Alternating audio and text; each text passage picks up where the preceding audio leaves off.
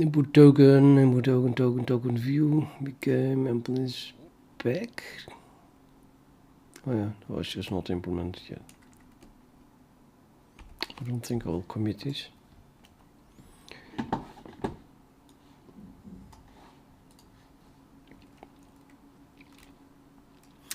I'll just extend the CodeScanner.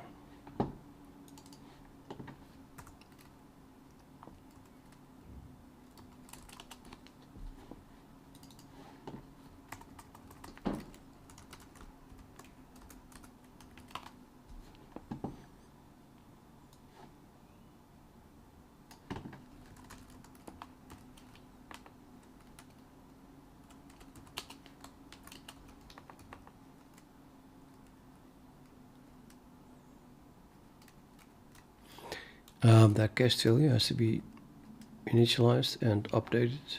That should happen at the same place where this is done, I think.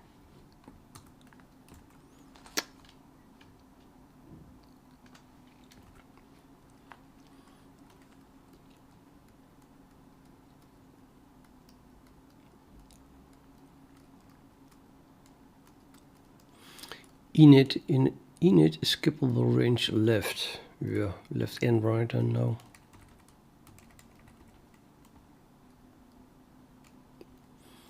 Although I'm only going to set this. Yeah, wait a minute. No, this is the offset, so that's the cache value.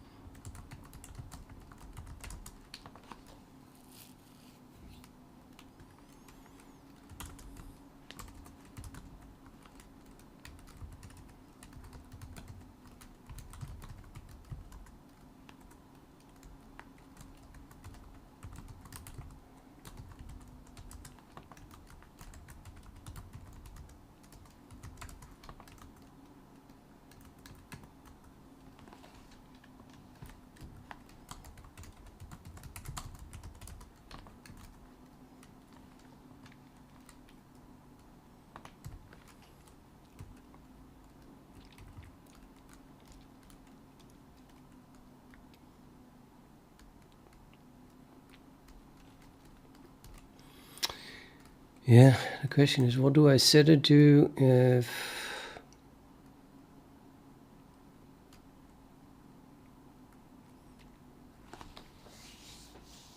So this, what do I set skippable range right to if there is nothing on the right? Does it set left to -1 if there's nothing? Then I would say that is 1 less than the minimum value, which is 0. So right then should become 1 more than the maximum value. I get just the size of the whole string. Sounds like that should work. Let me see if we just test -1 directly, or we really compare it. Compare equal. That's it. Come on.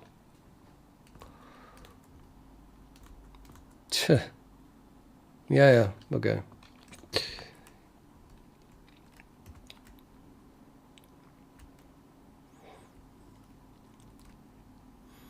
Yeah, offset. So if you decrement it, then the iterator is decremented. Go to the left, and this value is only used to detect that we bump into the right side of an skippable region. So setting it to -1 means that this is never true. I guess that hitting the beginning is being done by this test.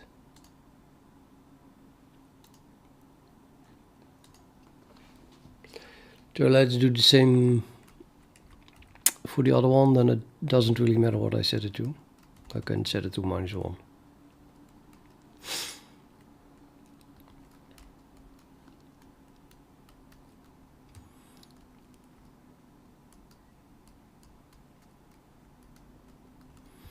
And here the region index left, -1, means that there is no such thing on that side.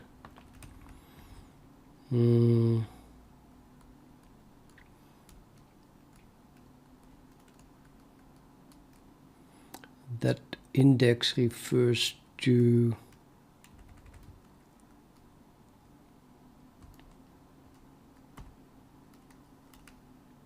skippable regions stored in the CodeScanner itself. Yes.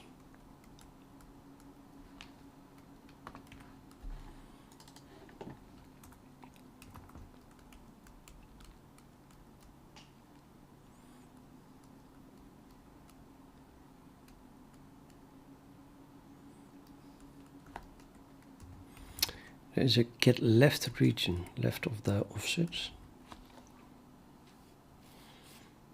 Region index is then skippable region size. Decrement while a region index is greater or equal 0.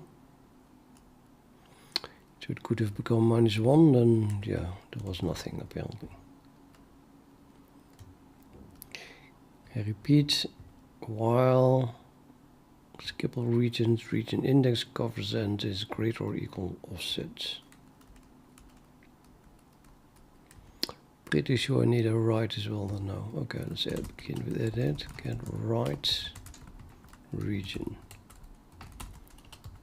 into offset.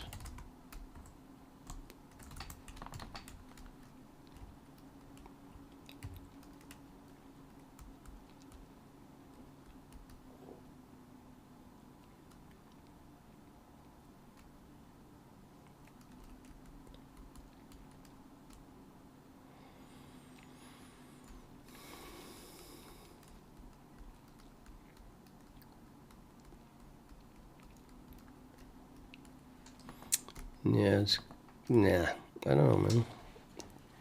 It makes more sense to do that in one function. I just wanted to get the region index both left and right, but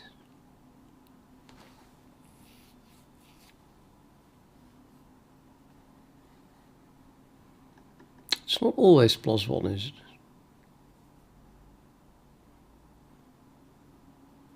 If we have a region where the start and the end are equal, I'm not sure if that is possible though.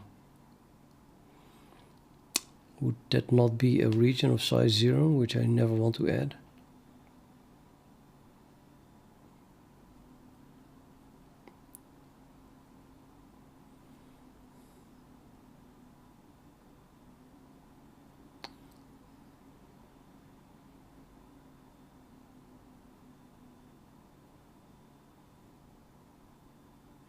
If offset is in the middle of a region, then left and right are different.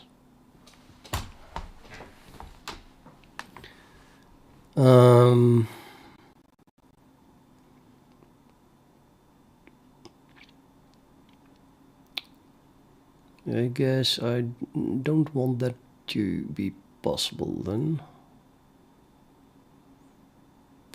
Oh, Mohit, hi. This is Arch Linux. Well, Arch is just a distribution, so it's a GNU Linux.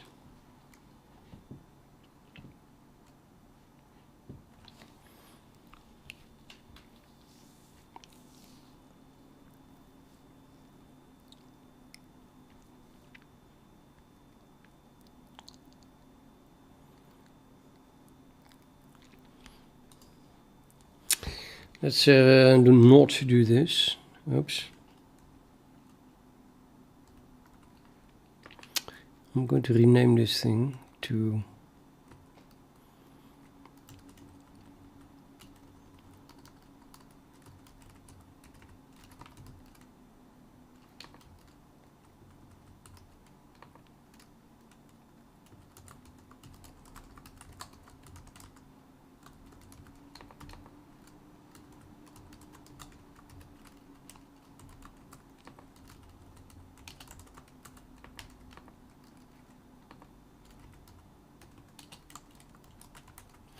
No, anyway, that's nonsense because I don't want to allow offset to be inside a region. So I might as well call it get left region, but I'll rename it anyway. Get skippable region left off.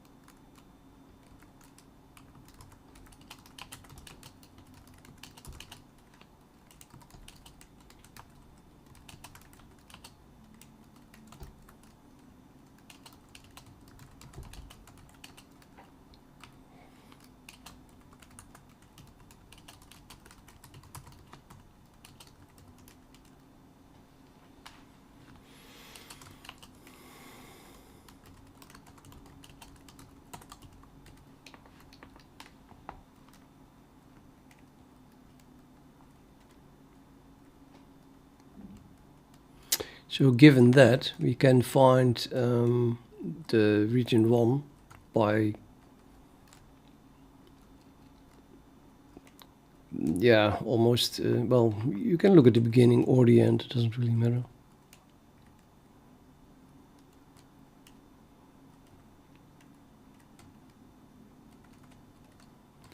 So maybe add this one too.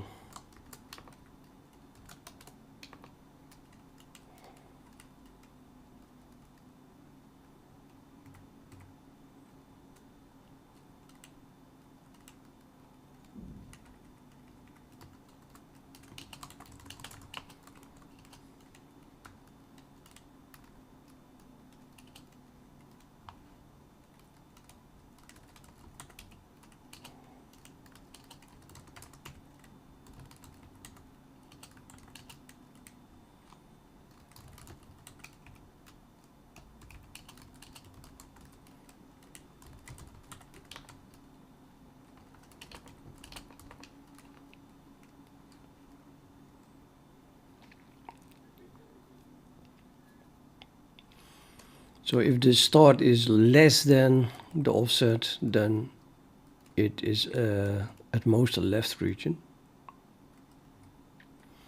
And if we want to find the first such off, yeah, I'm wondering, shall I start at the end or shall I start at the beginning? It shouldn't really matter now, I think.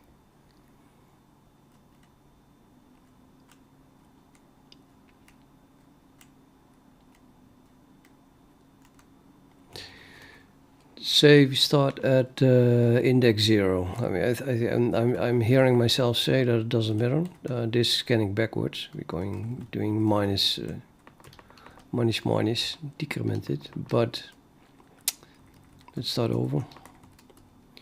I think I can just loop starting at 0.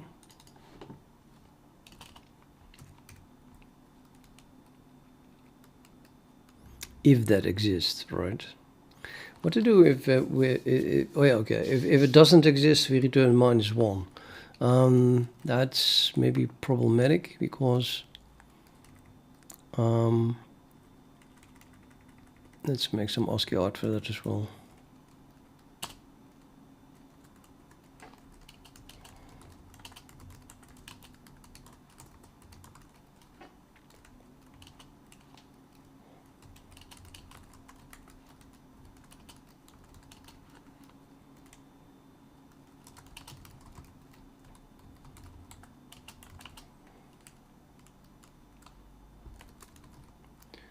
Number of regions, so just do.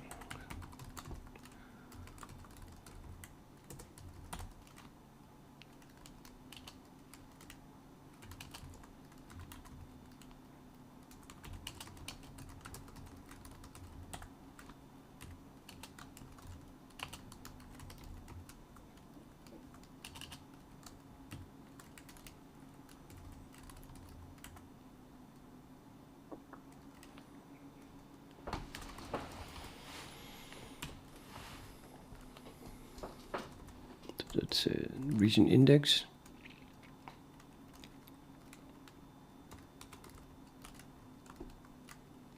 Optional code.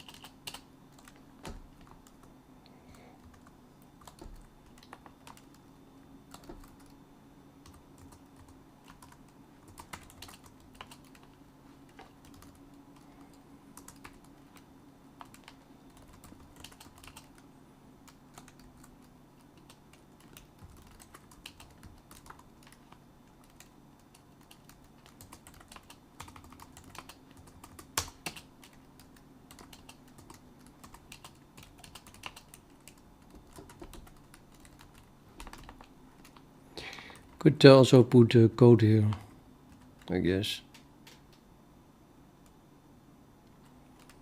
All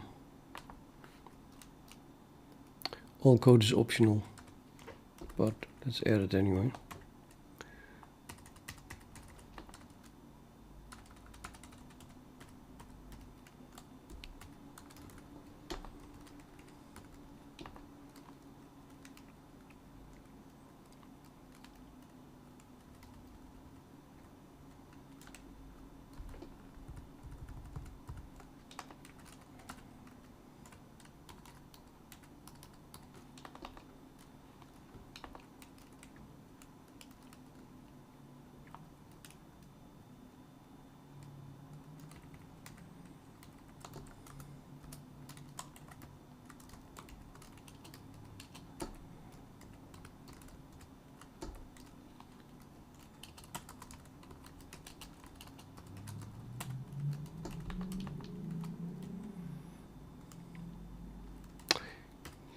So I should probably add one here as well.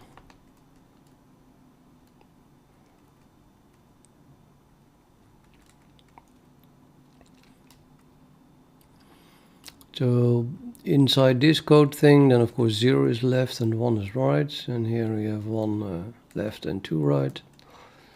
So here we have 2 on the left, and that would be if it points at this point. Cannot point beyond because there is nothing beyond. Therefore, this only happens if this code is not optional.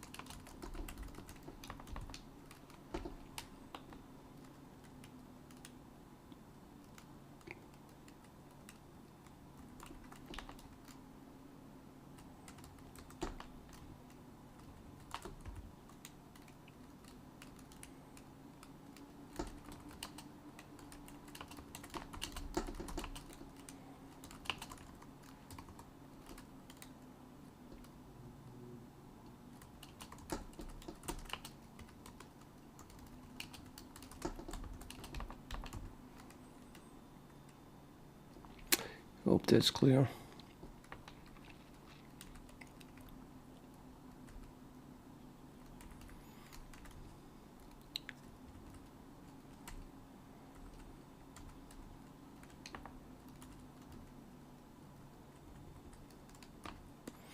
Okay, now to implement it, I'm going to delete this, just do it all over. So I have a pointer to the start of a region and the end, and I have actually no idea what exactly that means. So I have to figure that out first, I suppose. Let's see. And I have a lot of comment here. The index, yeah, offset.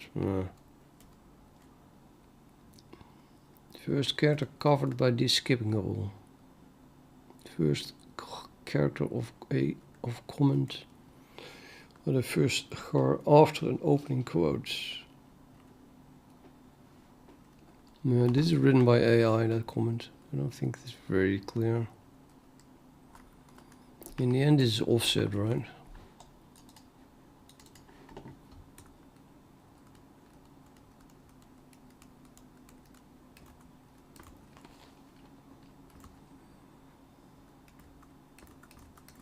Where the hell is that?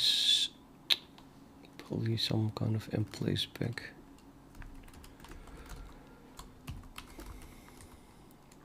Region start, skippable region, emplays back.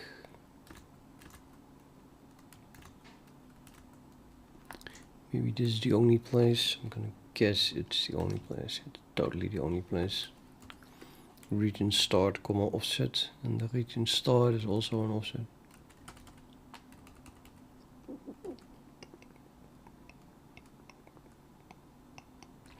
Yup, and the end is the offset at which we find, for example,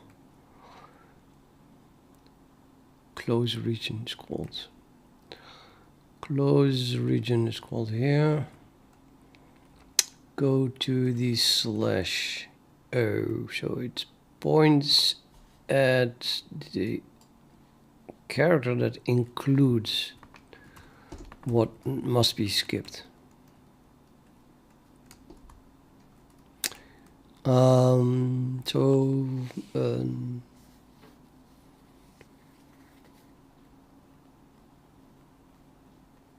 If they are equal, then the start points to the first character, and that first character is also the last character. So then, yes, start and end point to one and the same character. So the only thing I can really say is that in this case here we must definitely not have that offset is less than.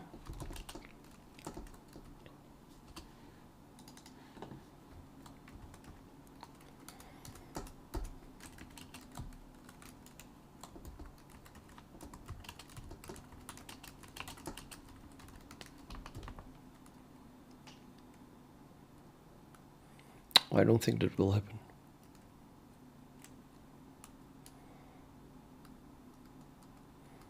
Actually, it does happen. Empty string literal. Yeah. So empty string literals will cause this.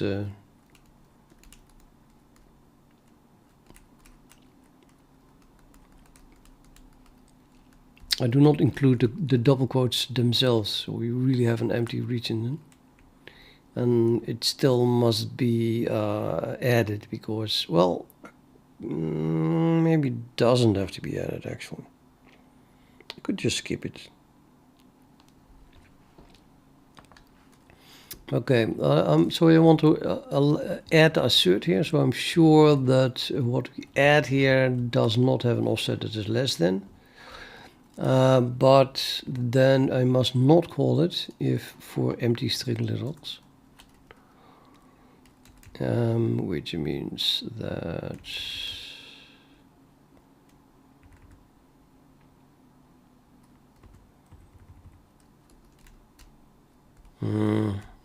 yeah, it's annoying. Where's the end of my string little?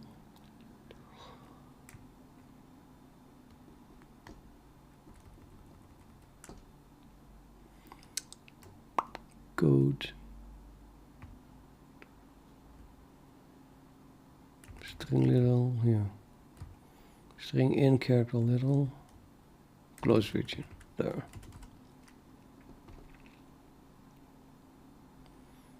So do not call close region here if the region is empty then.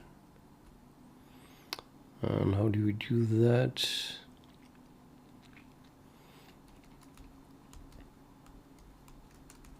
But yeah, then here, maybe I should just add it to the close region itself anyway.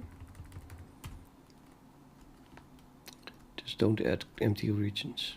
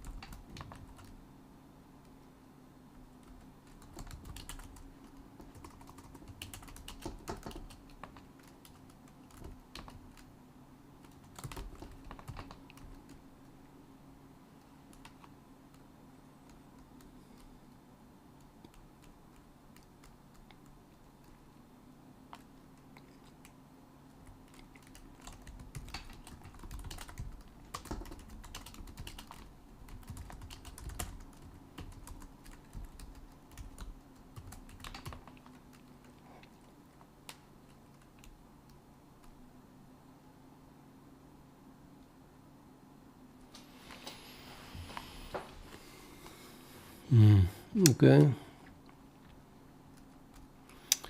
Let me think. Damn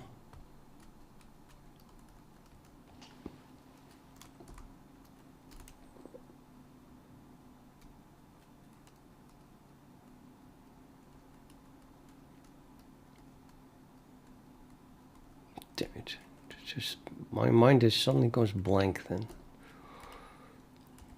It's not good.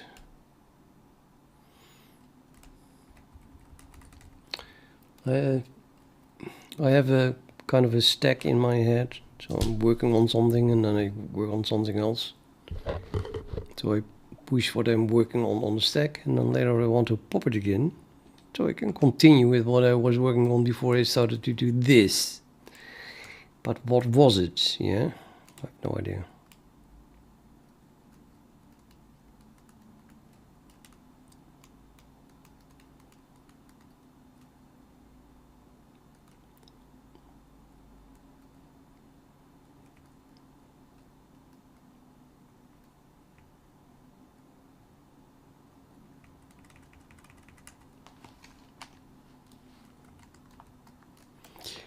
Well, I was working on this.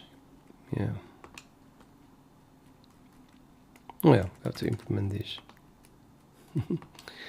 Finally.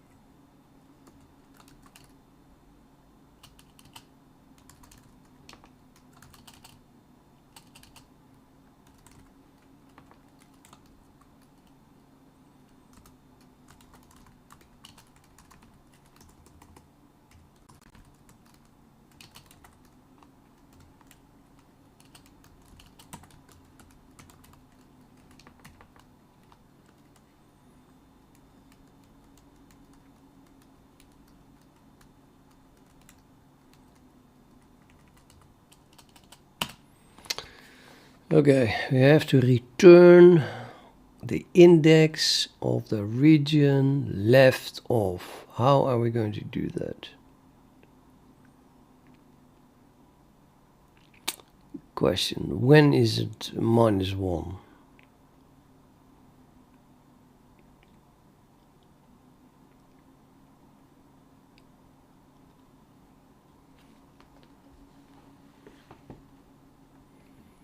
It is -1 if there are no regions, but also if my offset is less than or equal the start of the first one.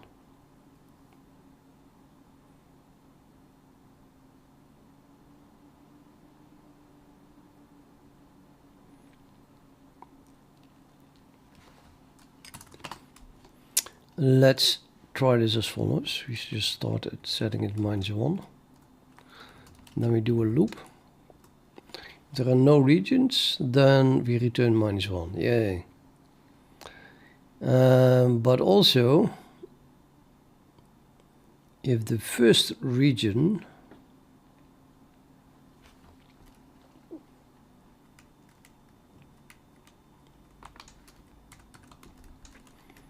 can do while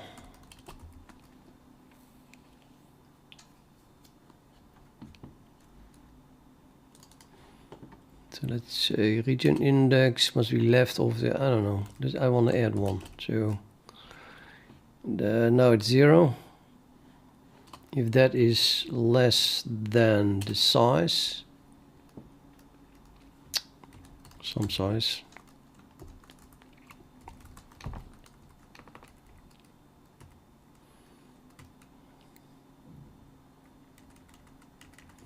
that is the size of skippable regions.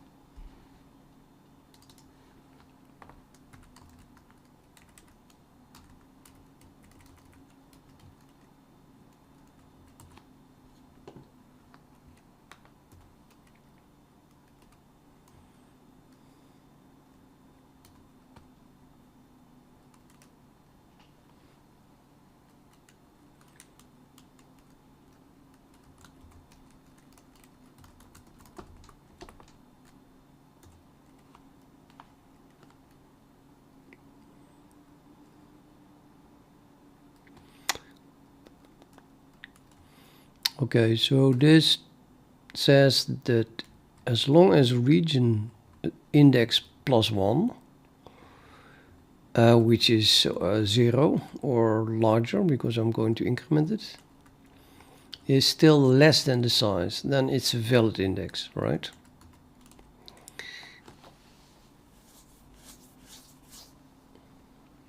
So now we can have a look at that. We can actually look at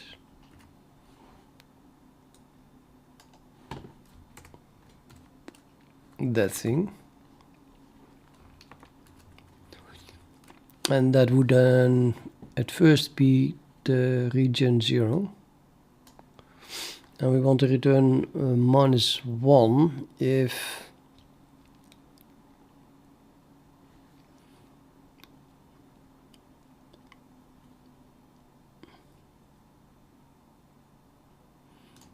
this is illegal, but this is illegal, I think, even. This is valid.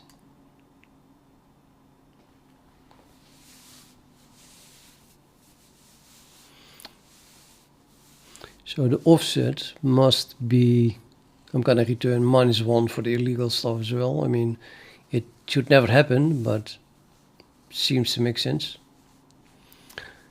So unless offset is at least pointing to this thing here, I'm gonna return -1, which means that I also will return -1 for this.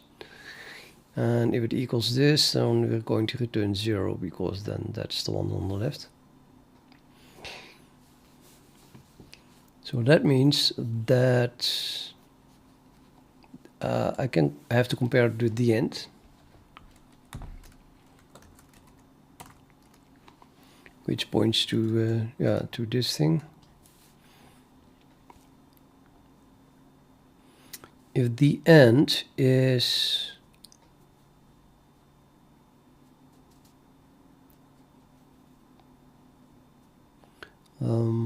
larger or equal offset.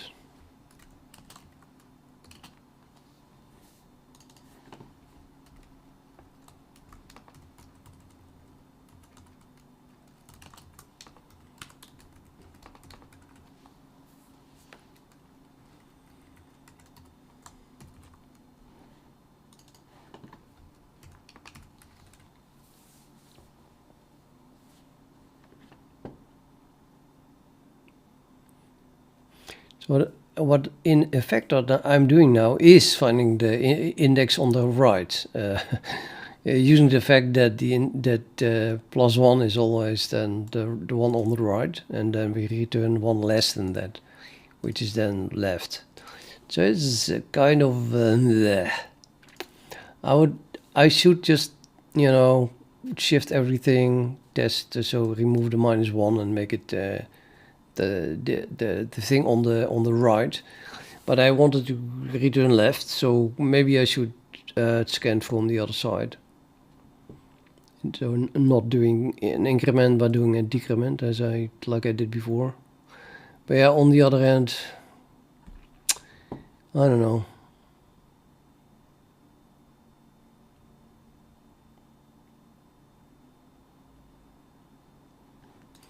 Yeah.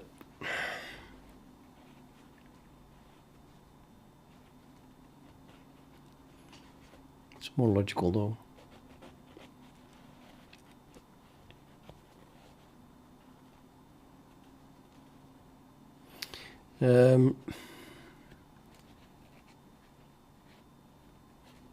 Yeah, I think it's more logical.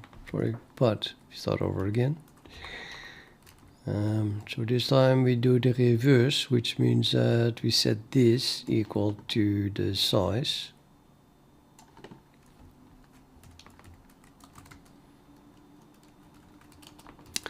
And then we have our while loop and still return that.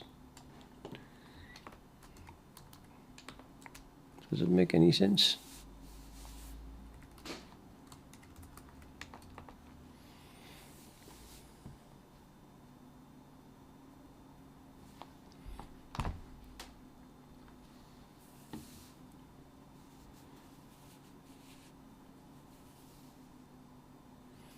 If the index of the right region is one larger than, sorry, therefore the index is one larger. Yeah, if a region doesn't exist, -1 is returned to the left region and number of regions is returned to the right region. But I'm only returning left, so that means that we can return, of course, the index of the last region, which then automatically invalidates the right region, because if you do +1, it becomes equal to the number of regions.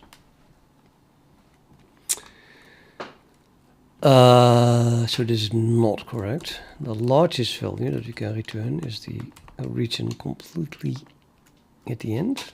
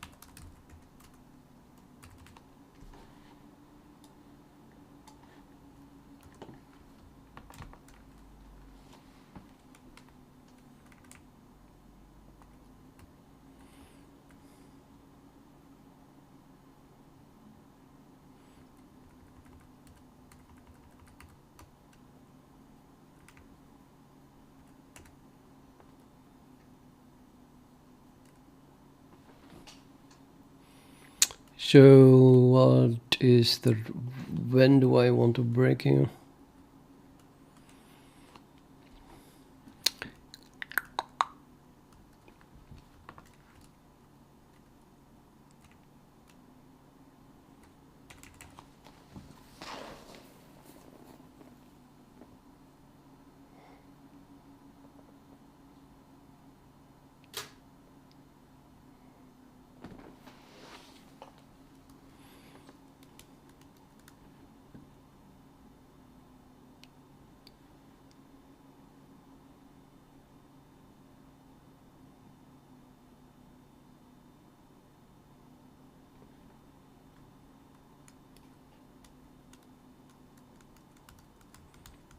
Yeah, no, it is this.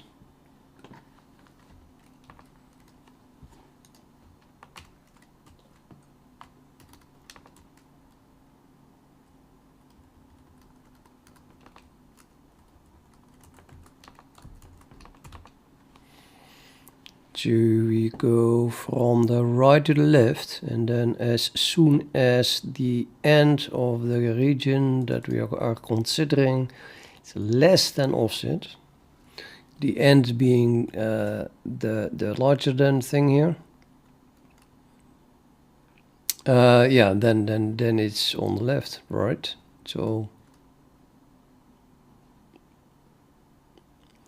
for example, all offsets in the interval AB have the region 1 as left region. So this is less than 8 and less than everything all the way up till B. While the next one, this one, is not less than that.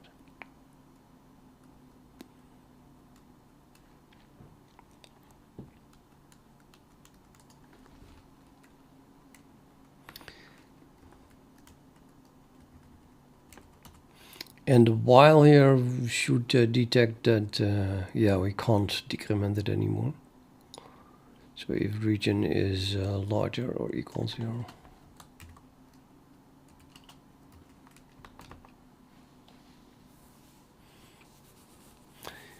So if we consider 0 and we don't break, then 0 is not on the left. For example, in this case, if the offset's pointing here, then this is not less than, or it's not less than the offset, so larger. Therefore, we decrement it again, then it becomes -1. So yeah, we don't continue, and we return -1. I think it definitely looks cleaner than the one here.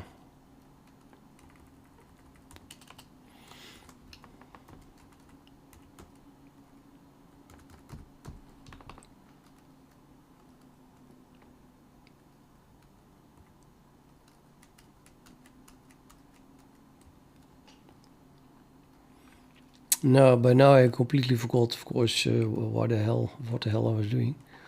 It's very complex. I have to do a lot more, but I completely forgot what I was doing. So the big trick is then to start compiling,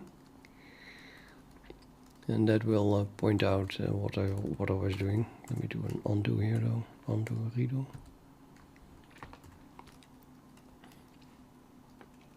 Yeah. Okay.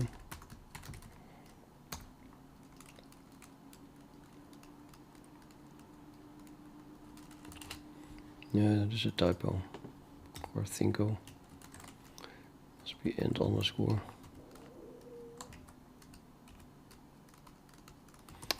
Maybe I should do that in the comments as well.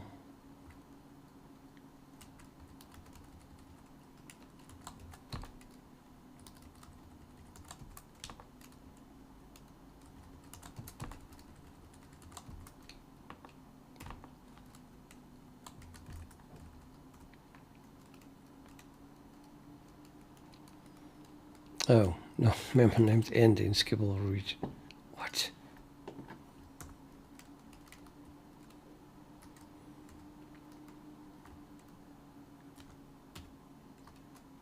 Covers. What the who made that up? Some AI.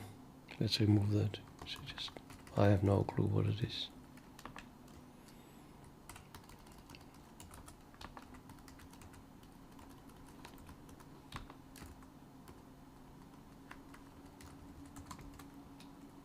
Oh, and there is no thingy here actually. It's just start and end. Well, it's okay for a struct, I suppose. I was jumping to conclusions, thinking that the underscore was missing.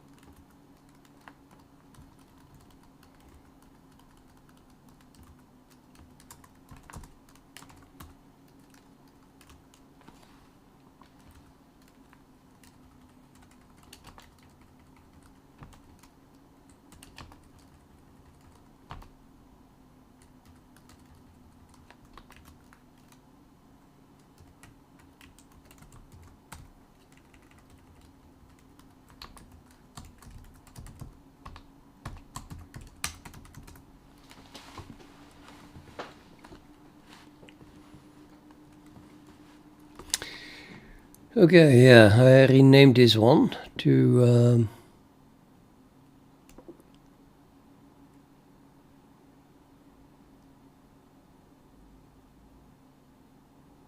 well, that's a good question. This is another error. Use of undeclared identifier init skippable range left, right. Oh, I added the right, but here I added end and there I didn't. Let's change this one.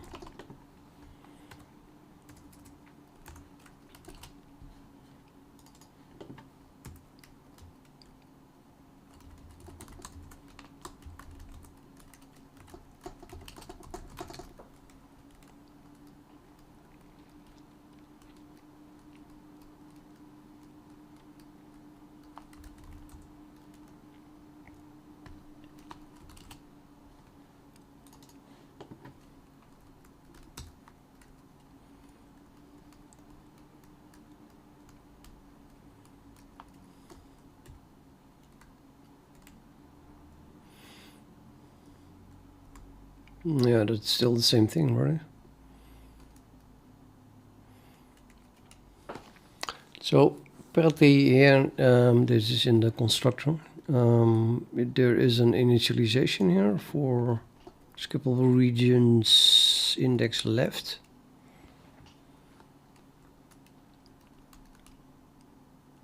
It's more like a skippable regions index left.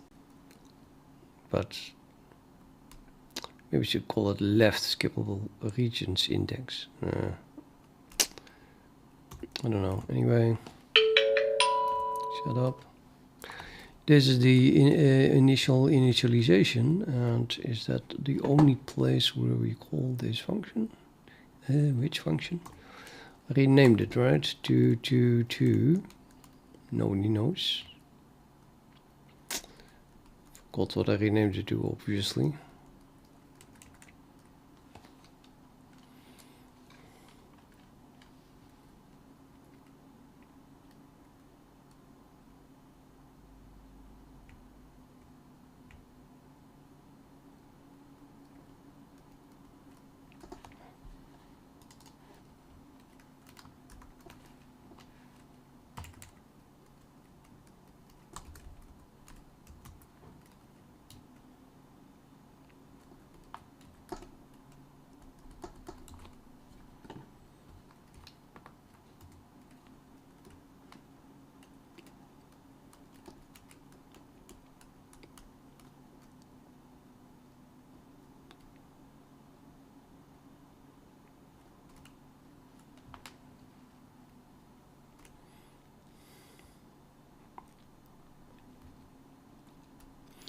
Kind of confusing that. I mean, the skippable regions is a vector, and therefore it's a plural, and then index makes it as a singular again. But this doesn't really match that pattern. So I wonder how many times I do skippable region underscore while it is actually an index. Just a new function. I think I'm going to rename it to skippable regions index again.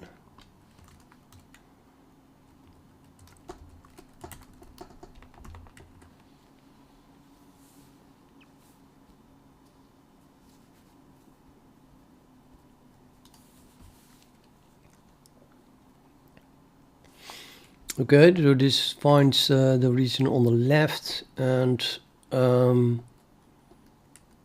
think it is just doing the same as it did before, the old code, but I kind of looked closer into what it means for having a region on the right, which is now always +1, this.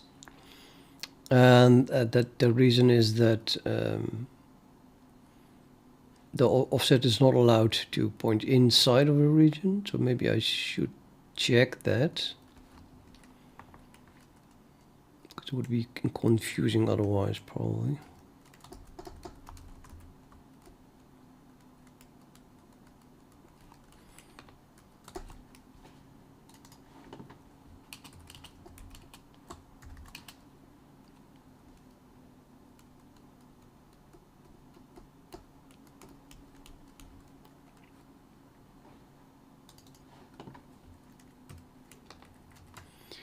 I need to get all the skippable regions.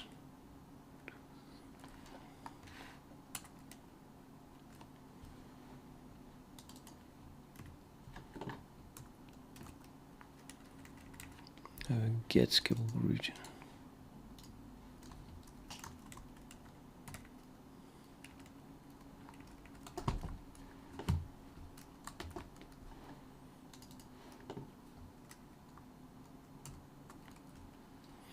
Well, obviously, the end of this thing must be less than the offset, but that's gonna be true because that's how this thing was written. But let's add it anyway.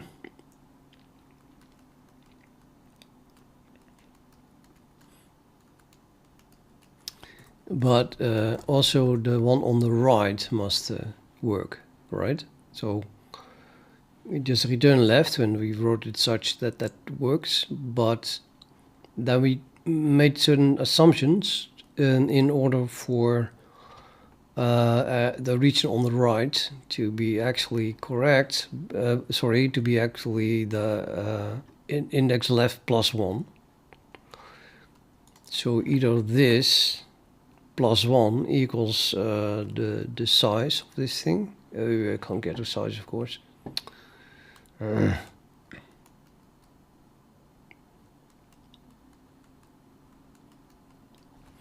Now I'll have to add that then.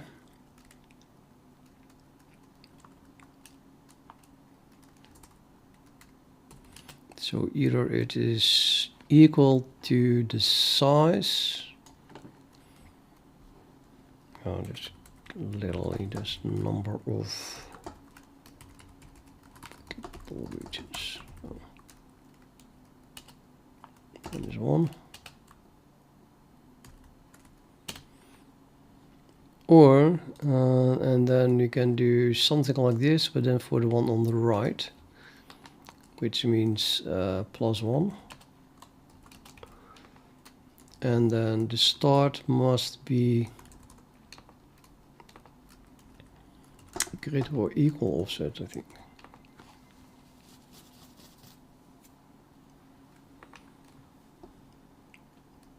Yeah.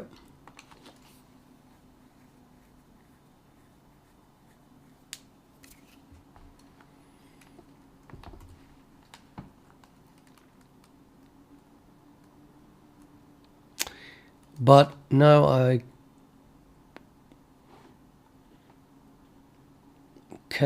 almost calculated what if this thing is calculating. So I think I move this assert rather into here, or I don't know.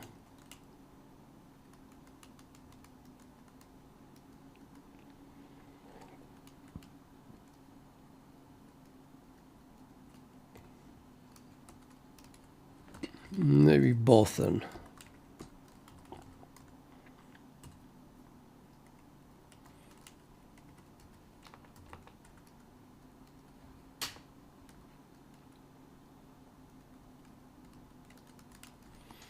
Okay, I have to add this one. Number of skippable regions.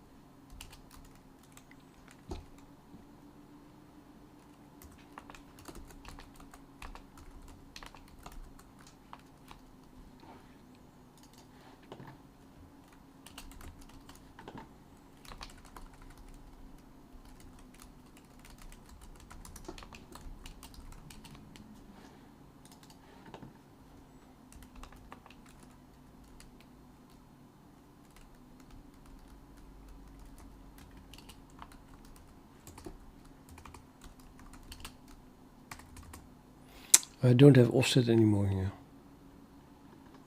So I can't do this assert here.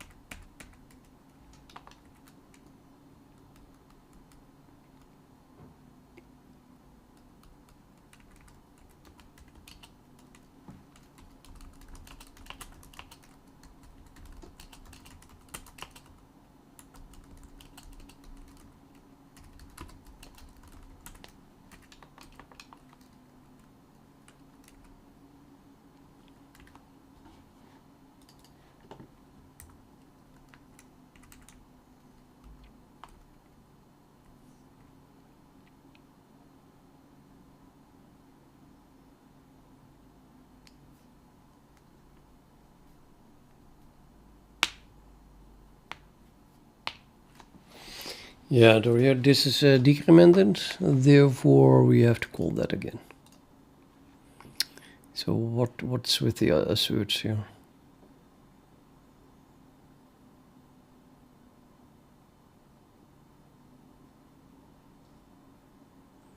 Suppose I could use offset, but yeah, forget asserts. They're probably all right here if you go this route. Okay, so yeah. Still must work, right? This thing is not.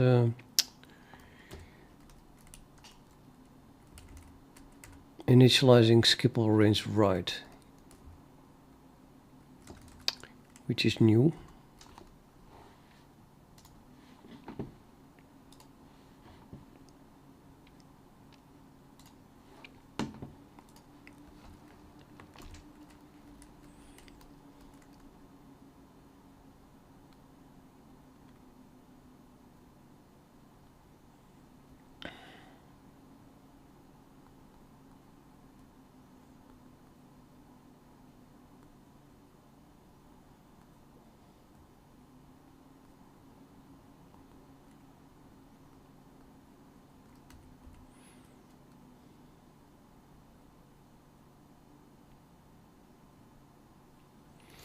Maybe the other way around makes more sense.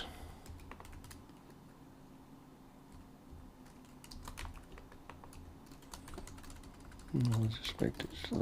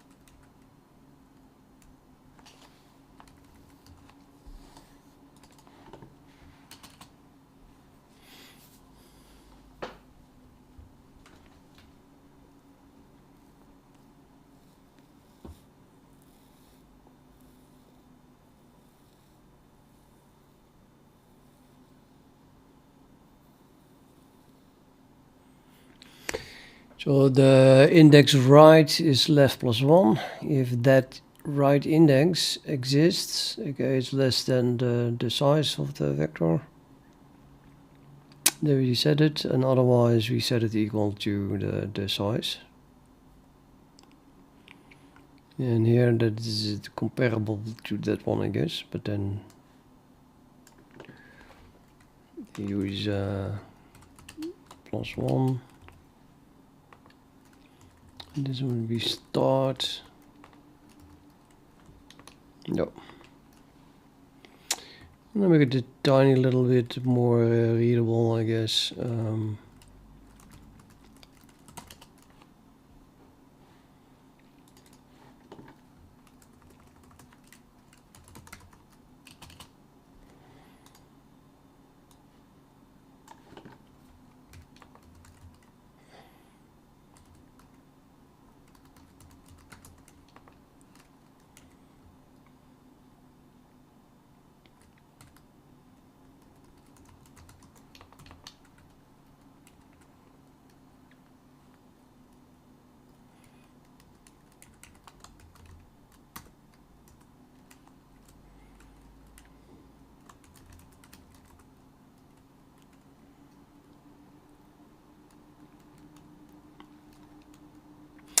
Now I have a nice test suite for the scanning to the left. To decrement, you can run that to see if that still works or that I broke it.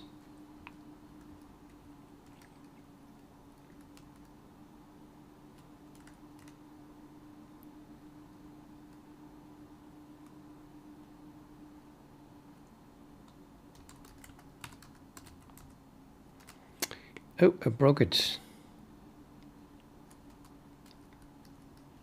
That's not good. Mm-hmm.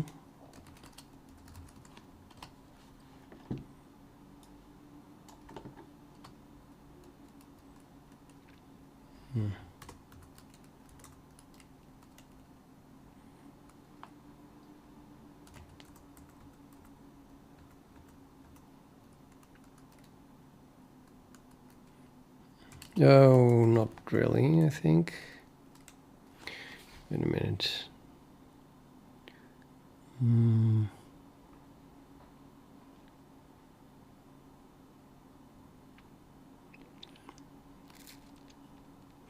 So the assertion says iter of 7 must be 1 before the beginning. And that would be, I mean, offset minus 1 is 1 before the beginning.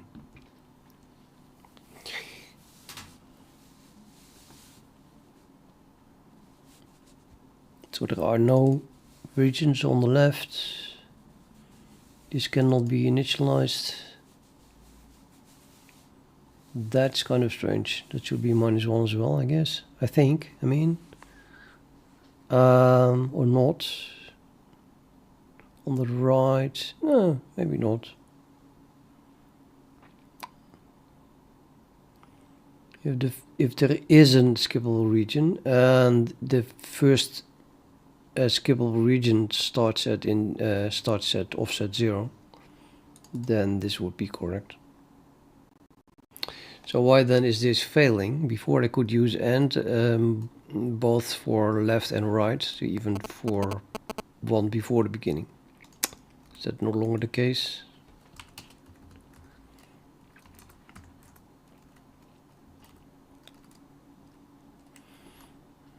Oh. AND is now filled with the length. AND is really the end. Yeah, then I can't do that.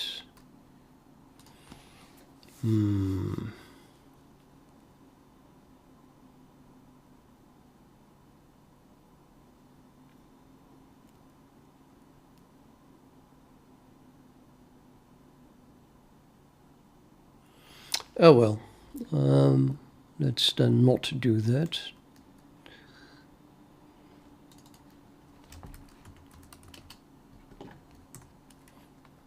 I'm just going to compare this as minus 1.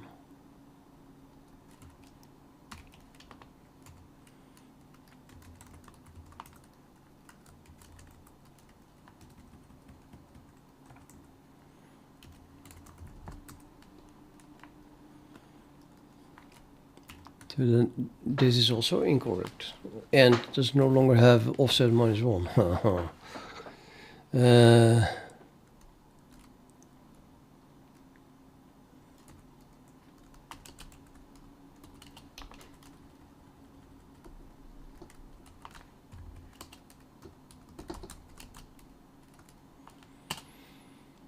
Offset must be less than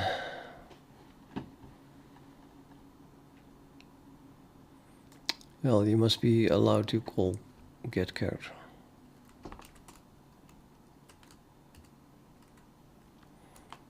So input, need the size of input.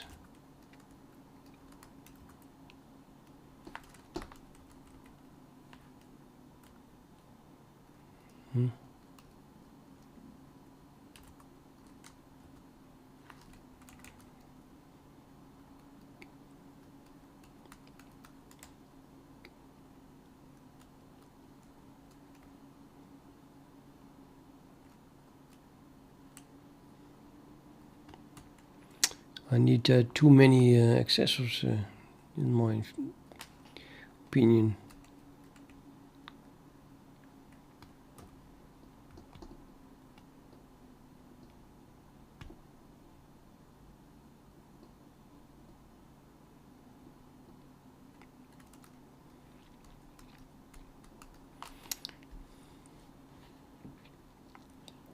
I could have used this one instead of end.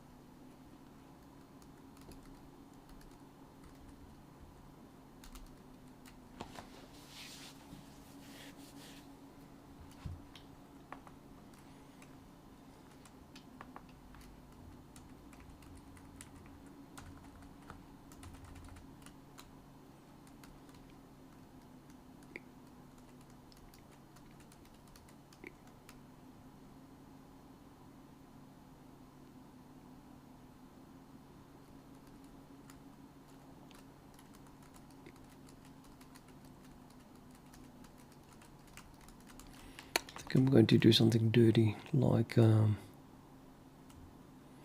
had one before end.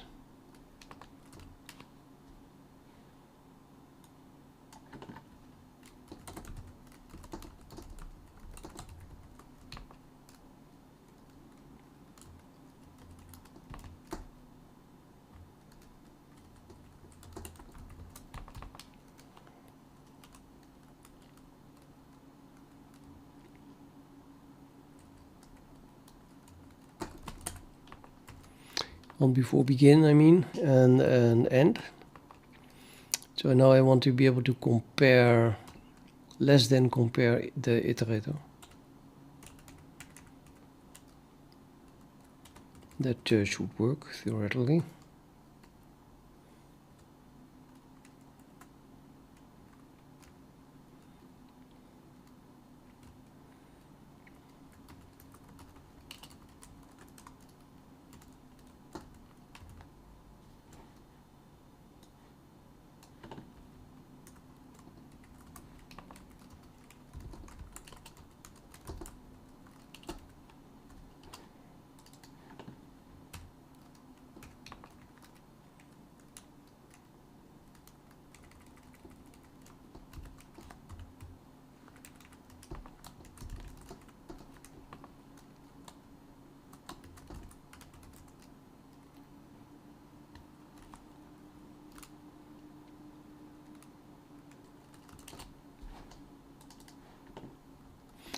Invalid operand set the binary expression iterator, aka CodeScanner iterator and const int.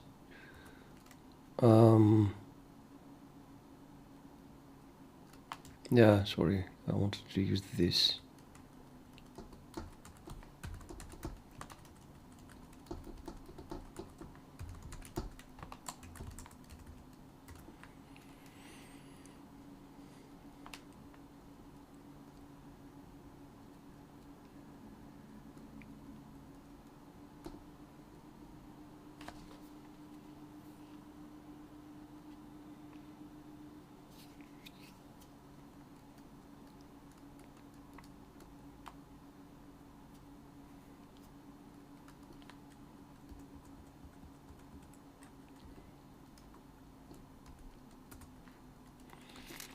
Yep, that works, of course. Well, not of course, but it works again. So,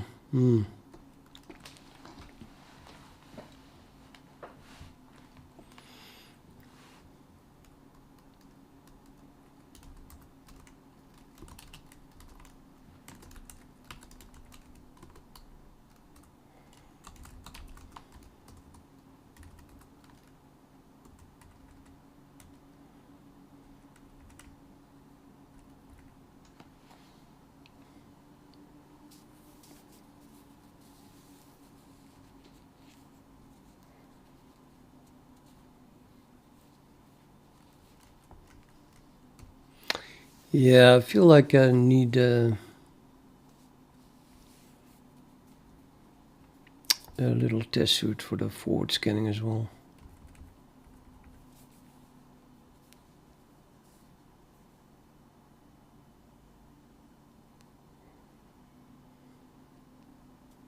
Can use the same test, I suppose.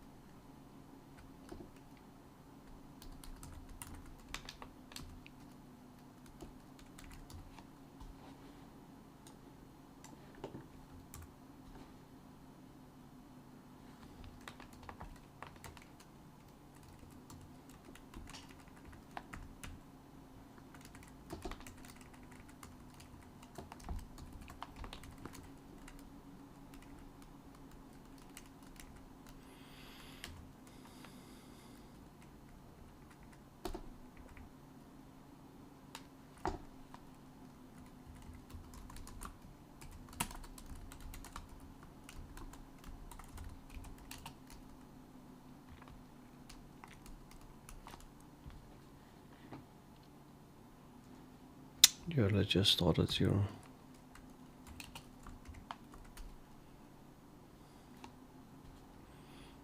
Kind of this thing in reverse.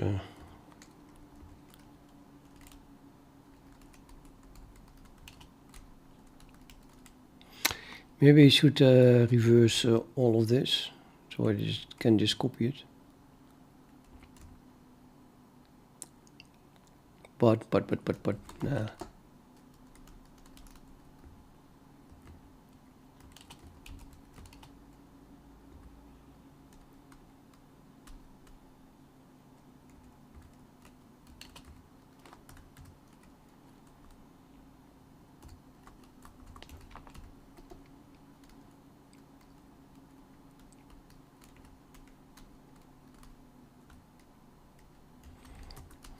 Yeah, this should not compile because I don't even have an increment. Right, so let's start edit.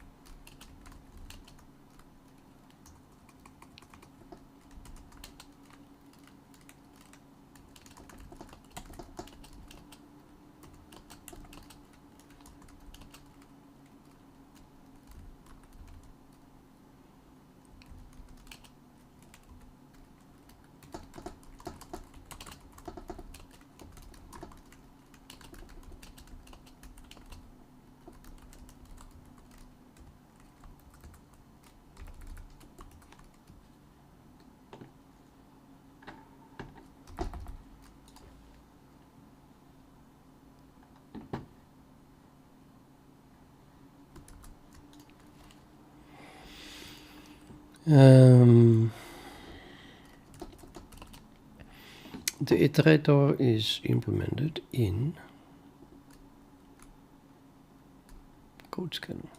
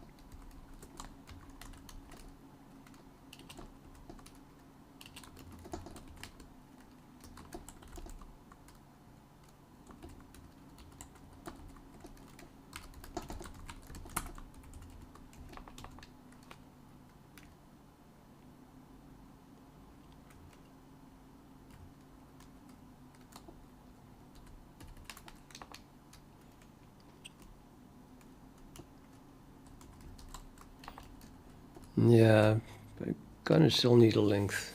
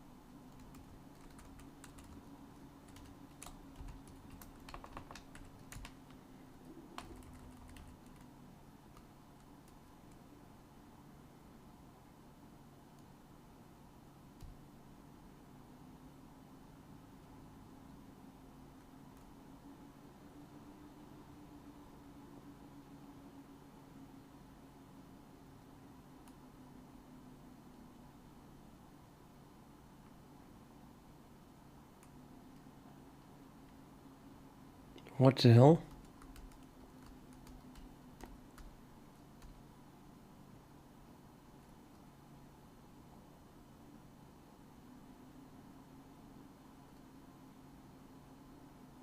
Oh yeah, no, never mind. Oh. Yeah, this should work. Except one minor detail. It should be plus plus.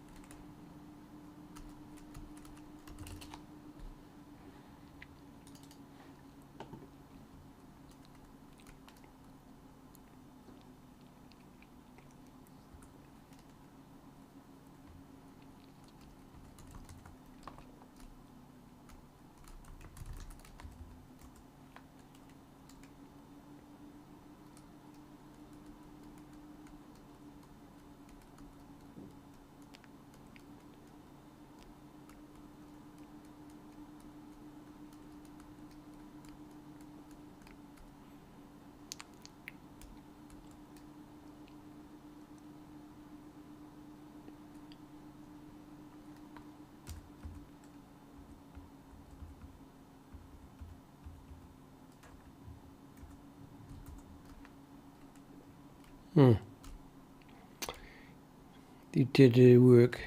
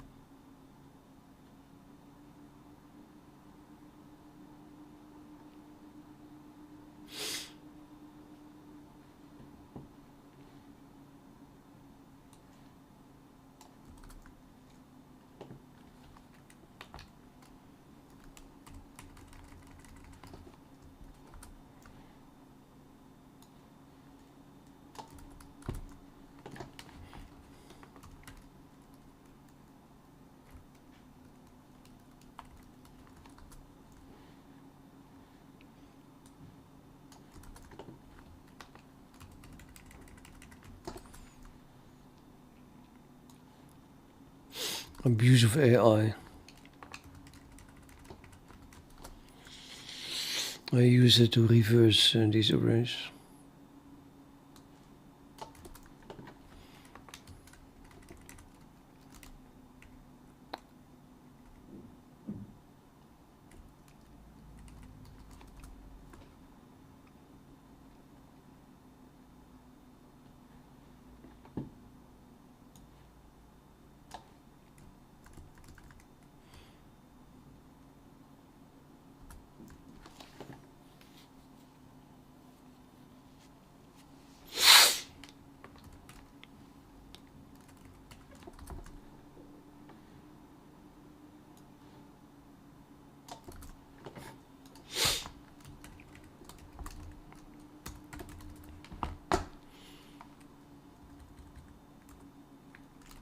Just works.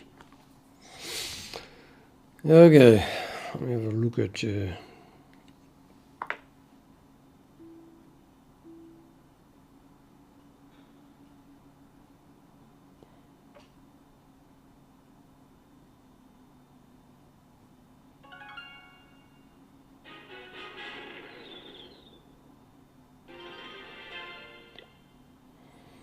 3 builders are doing nothing.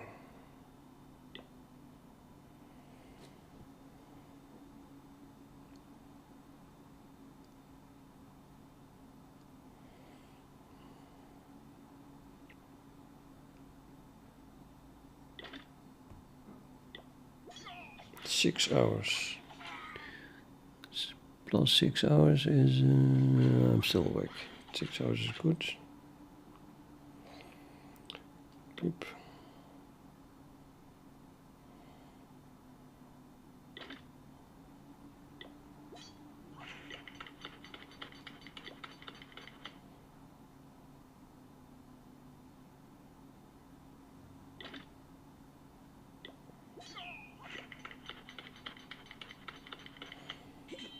Research also done. Wow. What shall we research? I have a golem.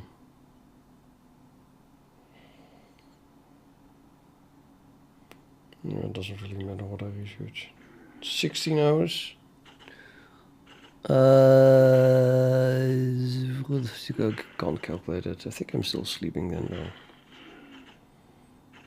But it's a bit unclear. Maybe starting later.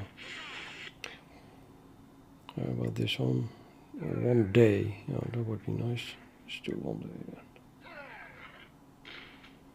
I don't have to ask myself if I'm still sleeping in 1 day, in 24 hours, for some reason.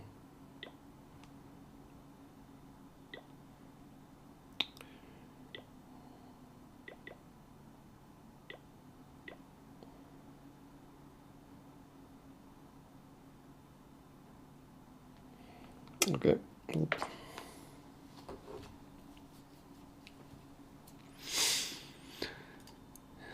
So yeah, so now I can go forward. So now I have to read my own video description to know again what I wanted to do. Let's read it. I wrote, having extended the code scanner to give me the position of each comma that separates a parameter as well as the opening and closing parentheses, we can add all of those as well as the argument text being passed. Consider the macro invocation. My macro help. Then we first find my macro, that's already done of course. Blah blah blah.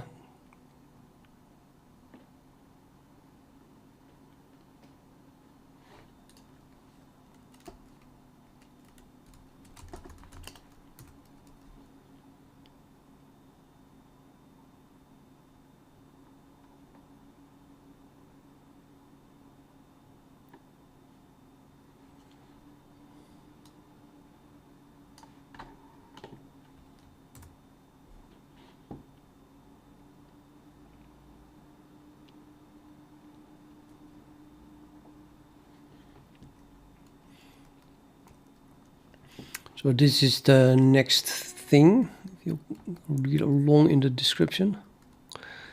And then we have the gap is then this. So gap 1 is empty because it begins with an opening parenthesis. So this is fed into CodeScanner, which provides us with the position of, and already adds that even here, and all the commas. Then we start by calling process gap with the start of the opening parenthesis. In fact, we do that in one go. We simply try to add the opening parenthesis by using add input token. That would be that call. And that will then add deleting gap 1, which does not exist, by calling process gap. So the process gap here is being called but doing nothing.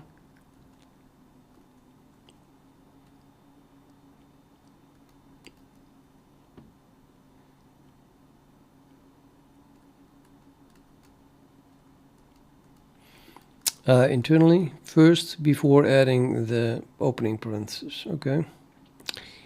Next, we need to detect the start of arg1, which in this case would be the foo.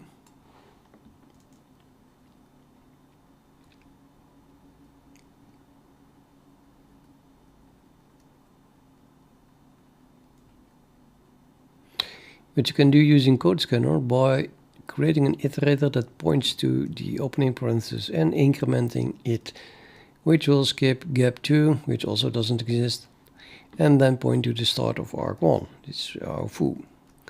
Before we can add arg1, aka the foo, we also need to know the end of it.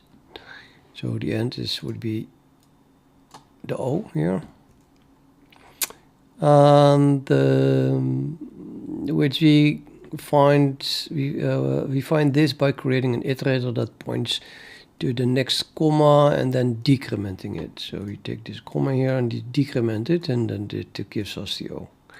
Because there is also no gap. There's absolutely no gap here whatsoever. Here there is later on there are gaps. Well, you know, white space and stuff, comments. So that gets a little bit more exciting, but let's just write this code. Okay, where is this being done? Well, it's probably being done in the neighborhood of where this is being used, which would be there.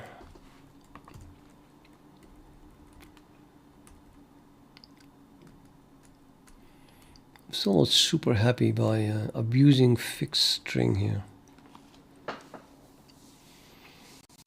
This is in translation unit. I could just add a boolean that said the last token was a function like a macro invocation.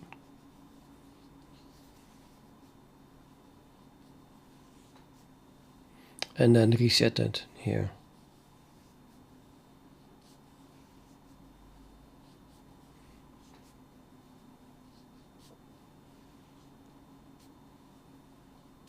I think that's better. So instead of testing that there is a last token and that token is that, I'm just going to set a boolean at the moment that this is added.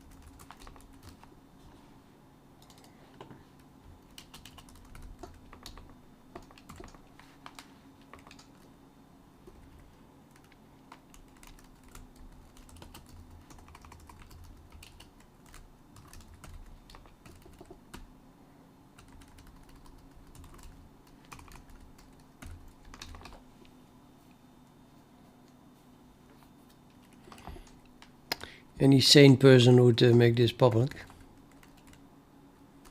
But I hate public, so I just everything private and then just call the function. Eventually, you know, I don't know. Yeah, I would still not make it public. No. Somehow always nice to have a function that accesses your private members instead of allowing anyone just access it. But yeah.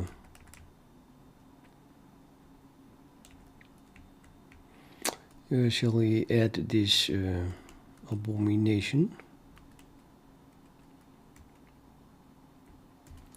Random place.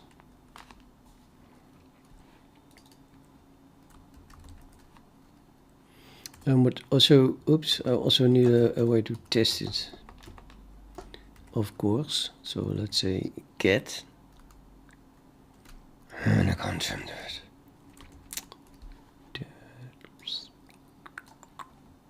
Quit.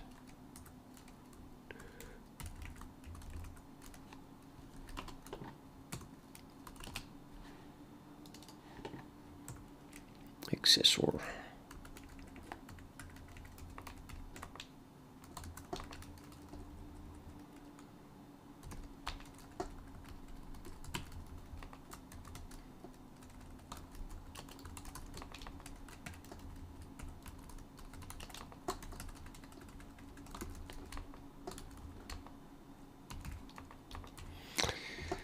Okay.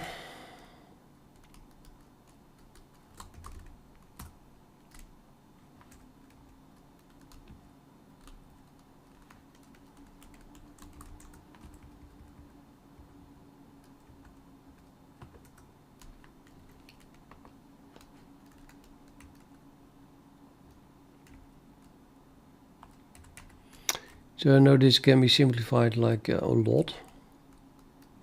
I do no longer look at the fixed string. I do no longer need to look at the input tokens.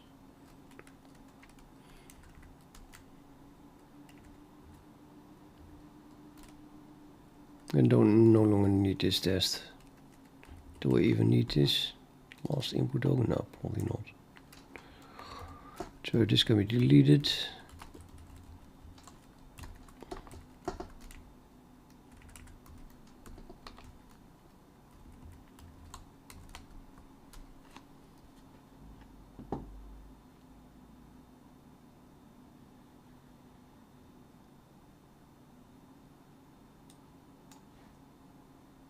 No,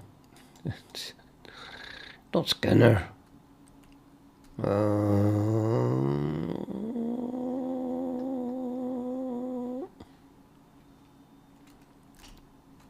Okay, I forgot again.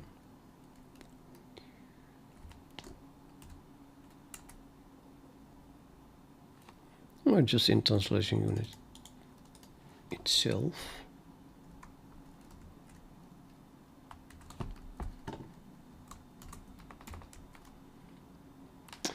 So if process gap is called and the last token was a macro invocation name, then we have to decode all the arguments.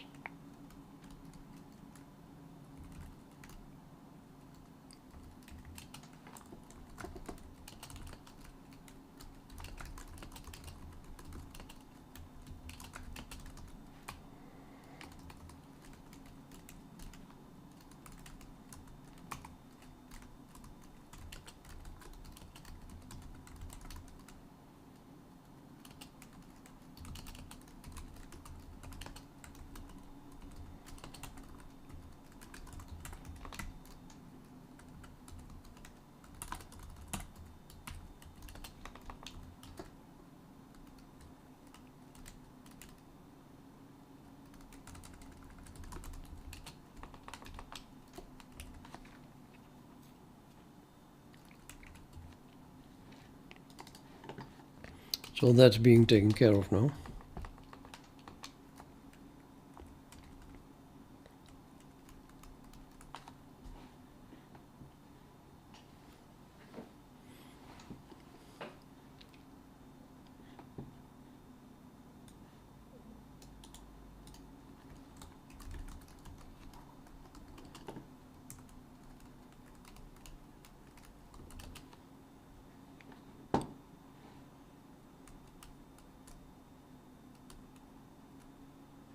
I don't really need a get.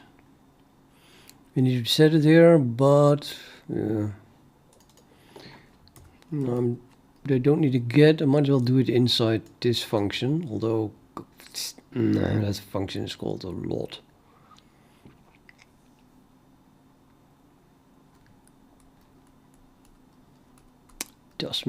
Seems to make more sense though, right? Does it? Especially if this is an inline function. Add input token for getlog is totally an inline function. Let's do that. This passes a location and a pp token. That would be this one.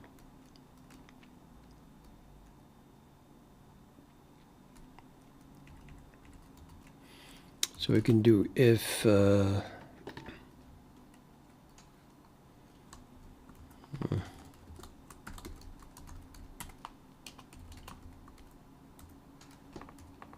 God damn it.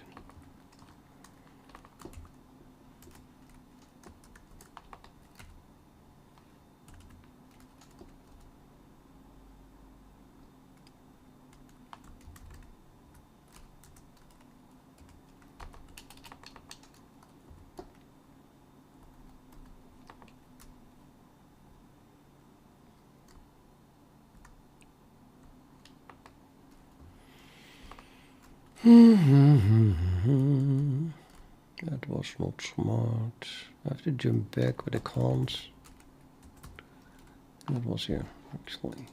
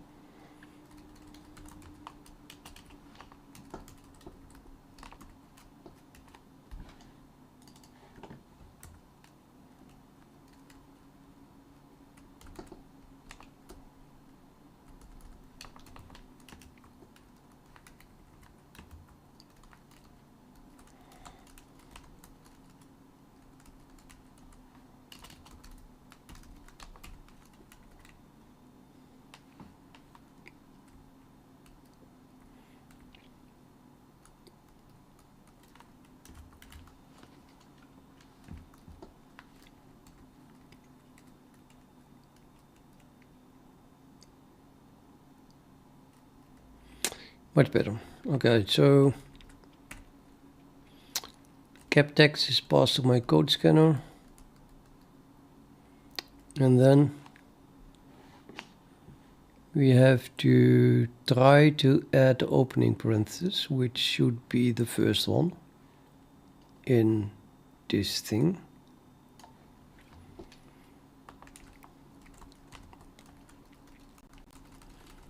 I'm gonna get a reference for that thing.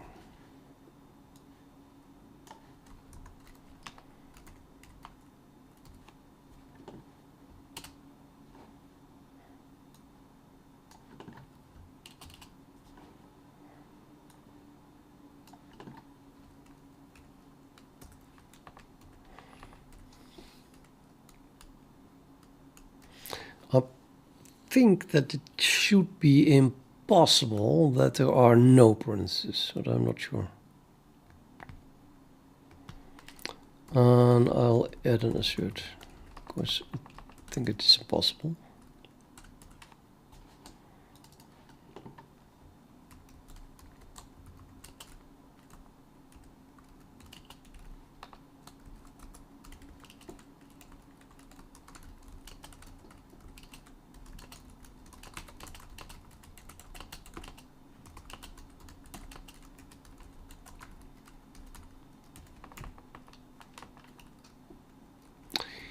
Which then means that we can just, and it also the first one must be the,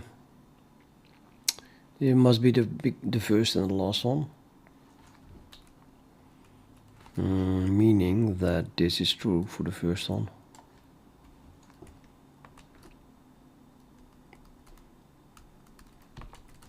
I wouldn't know how that would be different. We'll just test it. So this thing has a first element, and the dot kind on that must be that.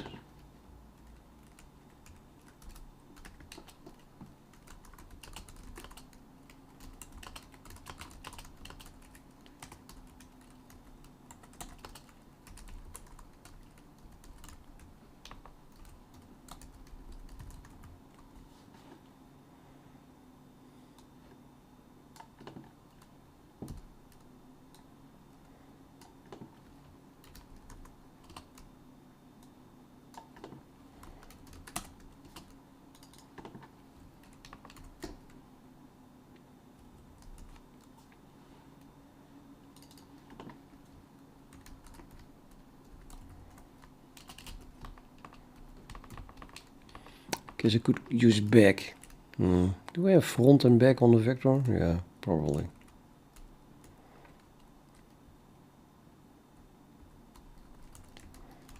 Let's use front and back.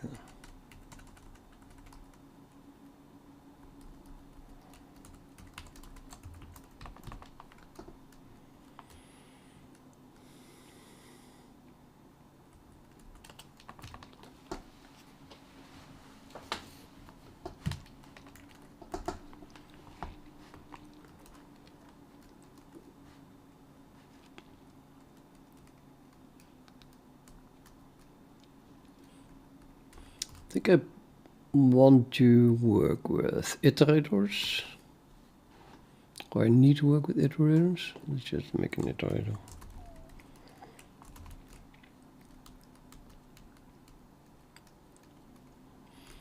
Let's give it a nice name. Begin and end.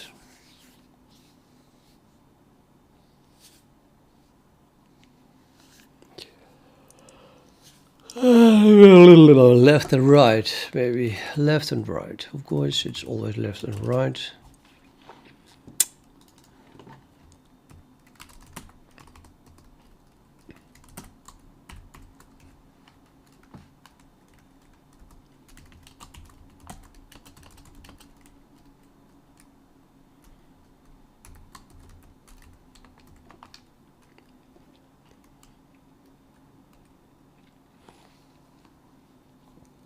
Okay, let me go back to the description. The description says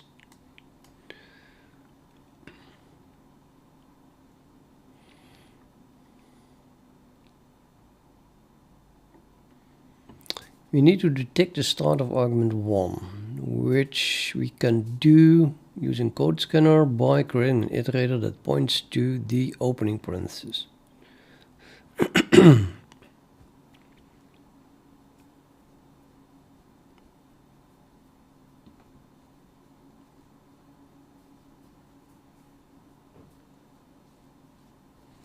Actually, I'm not there yet. In fact, we do that in one go. We simply try to add the opening parenthesis. That would be this line. Yep.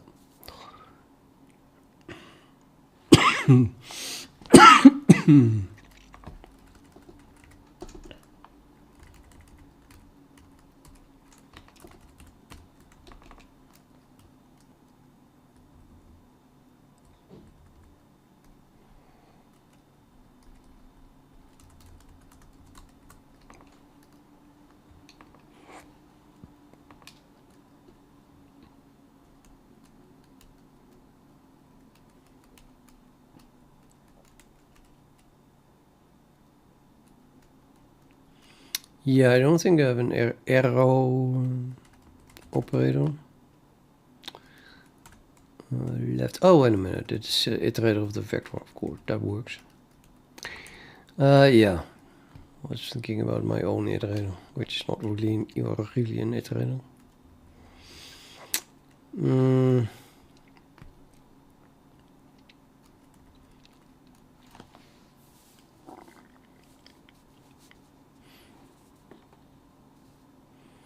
Let's see, so You do that in one go, simply calling add input token. That will then add the leading gap 1, decoding it into separate whitespace, C and C++ comments, and backslash new lines by calling process gap internally first before adding. Okay, so that's completely done then. Next, we need to detect the start of argument 1, which you can do by using CodeScanner by creating an iterator that points to the... Okay, so I need to make an iterator, now my own iterator. So that is the CodeScanner iterator.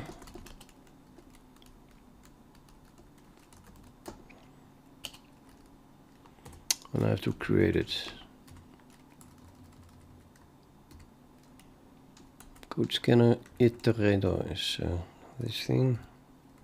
We can create it. We have to create it from the CodeScanner and the offset. This offset is offset inside the text that was passed to the CodeScanner, so the gap text.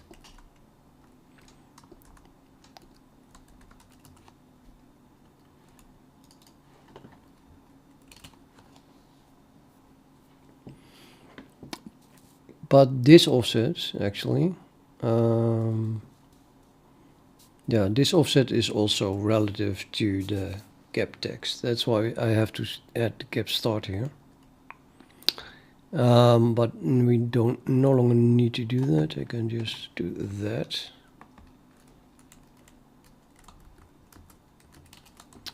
So this is create an iterator that points to the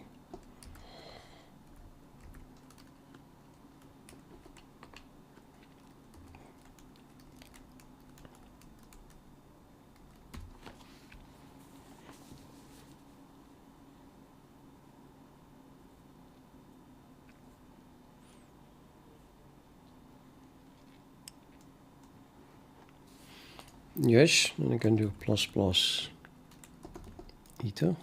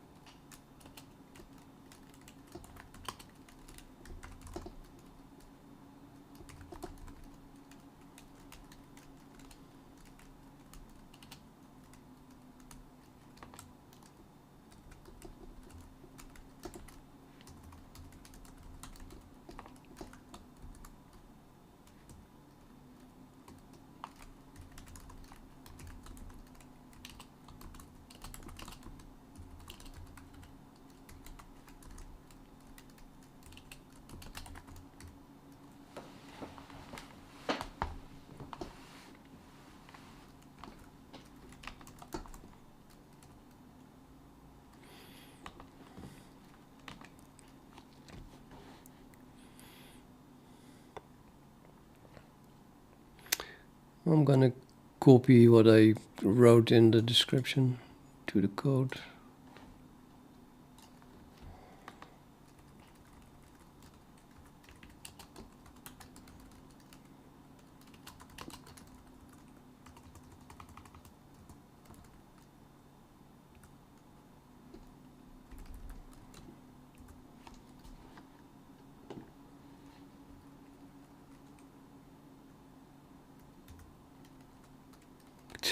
Why the hell does my arrow look so weird here?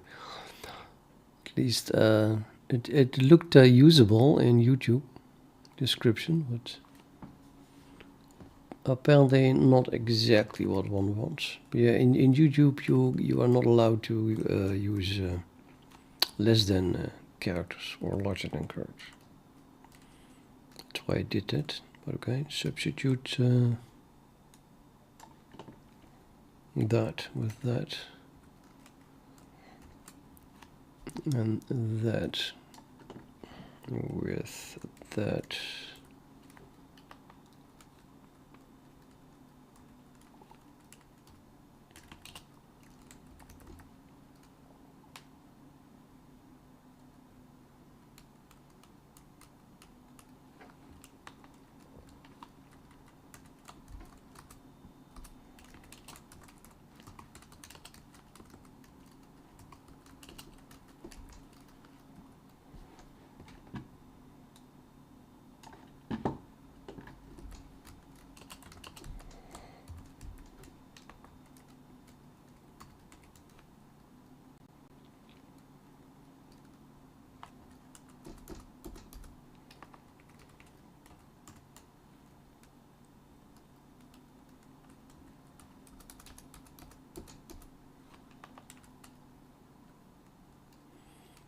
There's a lot of indentation.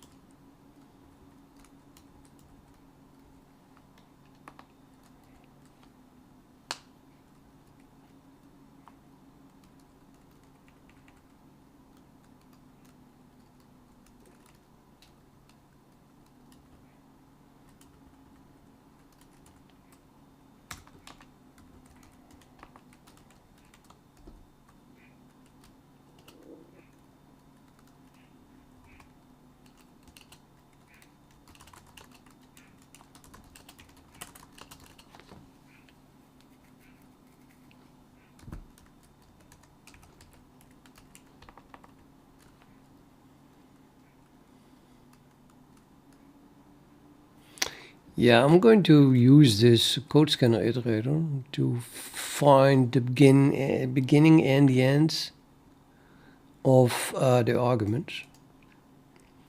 And I need both at the same time, so I might as well use this one to find the beginning. So I'm going to call this arg start.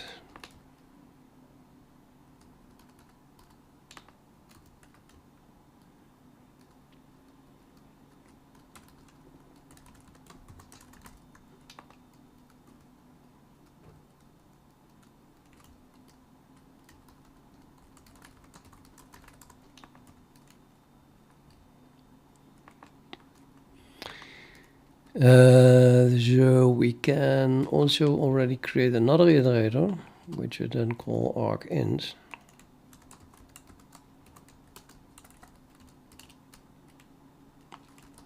Let's call that then write also.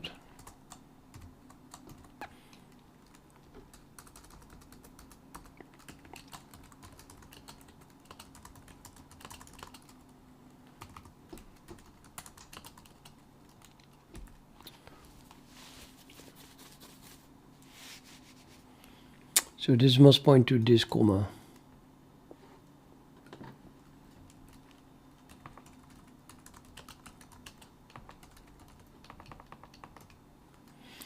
Which means that we need a write.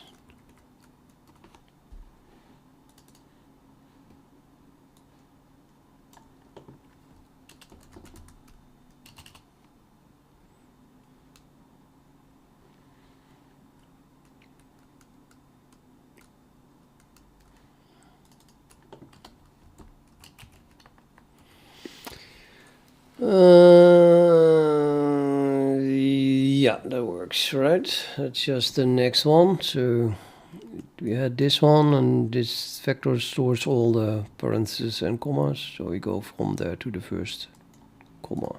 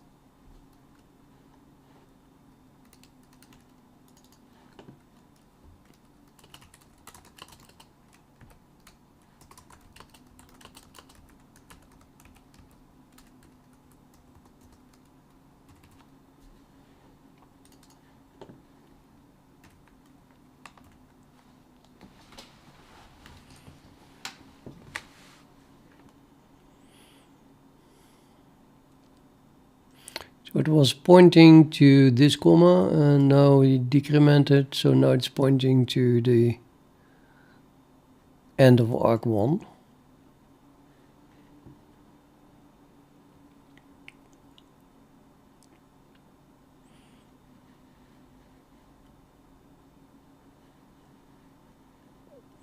Yes. And then we have to add that. In the end, I'm going to have to add a loop, but right now I'm just doing it without a loop. You can do it, say, manually adding one by one, and then you see automatically a pattern, a repeating pattern, and then you can turn that into a loop. Right now it's not very obvious to me how that loop will occur. It's going to replace this loop anyway.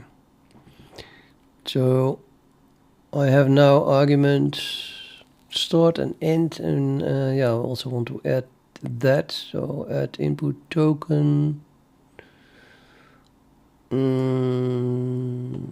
But yeah, we have both offsets and a length actually. So this is also gap start plus the offset that belongs to arc start. How do I get that? Because arc start is a CodeScanner iterator, which has an offset, and you need this offset. I can just access it, offsets.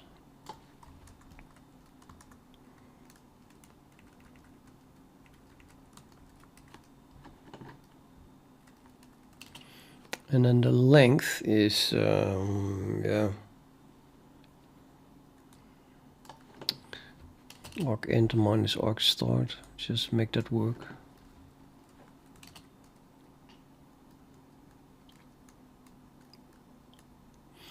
And that is then an argument, right?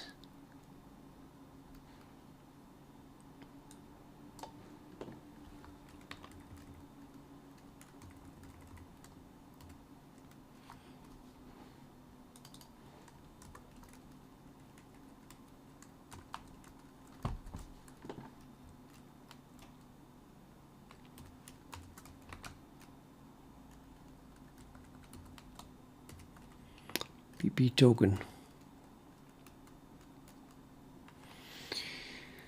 So this tries to add argument 1, which, and the last thing that we added was that. So it's going to detect that there is a gap here, and it will decode the gap first, add that, and then add argument 1, for which we have the begin and the end. So it's just bam, inserting it as is. But this is not going to compile because I don't have an operator minus defined for that iterator. I think I'm kind of done with this, just not going to use that one. I mean, more stuff follows here, but let's implement that minus thingy. What is this? Just try to compile it. I want to see the error. Some more errors. Invalid operands, binary expression, PP token, and PP token kind. Yeah.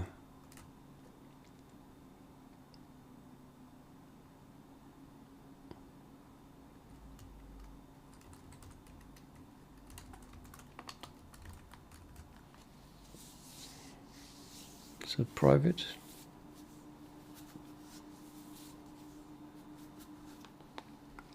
No viable conversion from normal iterator to normal iterator.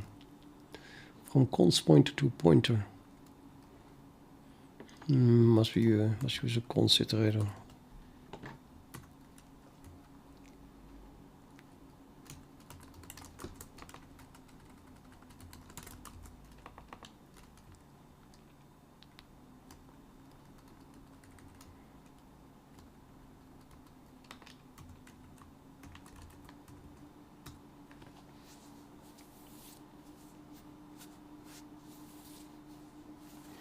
There we are. No operator minus for CodeScanner iterator and CodeScanner iterator.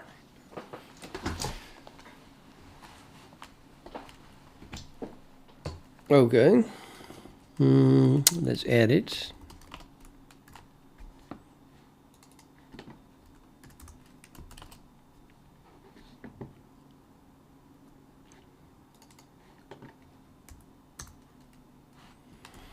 So we are going to have something that is an operator minus, which subtracts two CodeScanner iterators from each other. Yeah. I like to use free functions for binary operators. So this is then the left hand side, comma the right hand side.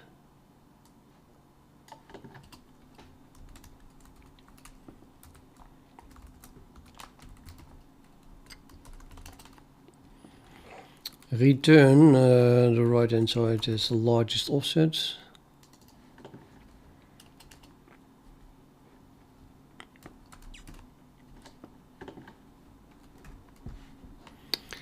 And I'm not sure if plus or minus 1 or something. What was I doing with this? The length, right? This needs to be the length. So this would be the length if the right hand side is pointing 1 past it, but I think it's not. So it's new. Well, yeah, this code looks just same, so, but we have to add 1 then to whatever's using it.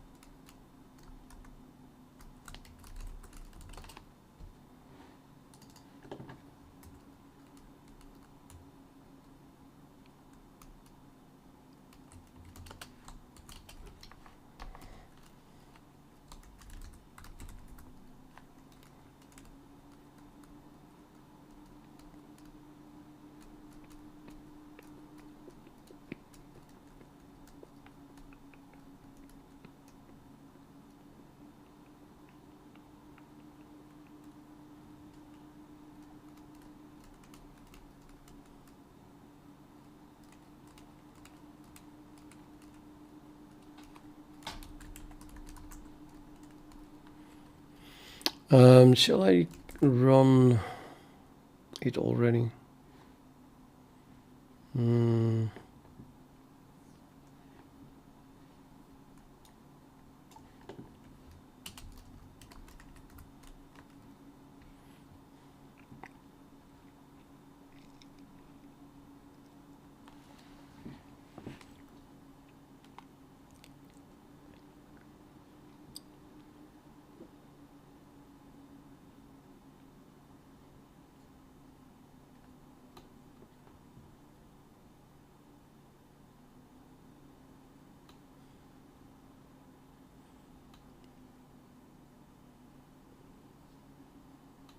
No, this assertion fails already.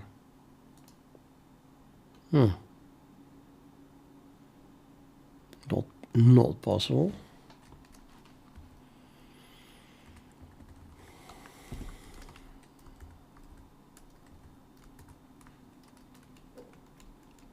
Let's scan back.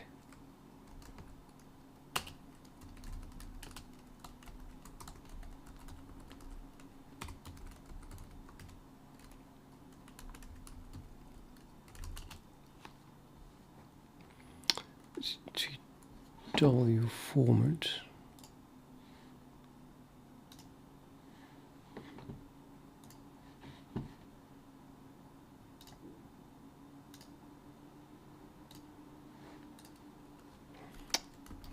CDB.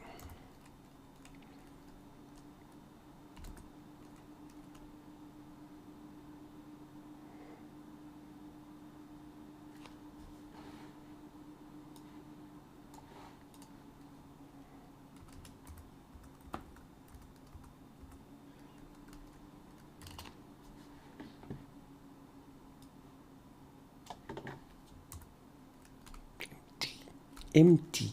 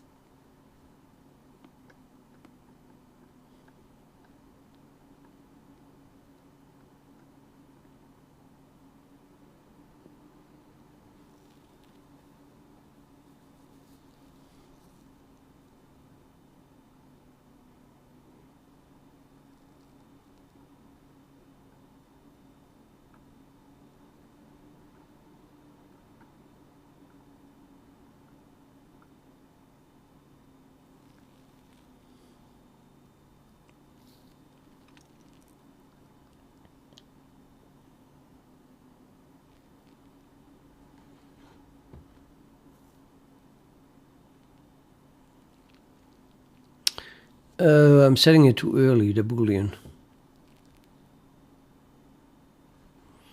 I find the first macro and then immediately set it. But then we are going to call process gap before we are done with that. So it should only set it after we are done with this one. So I'm definitely setting it at the wrong place now.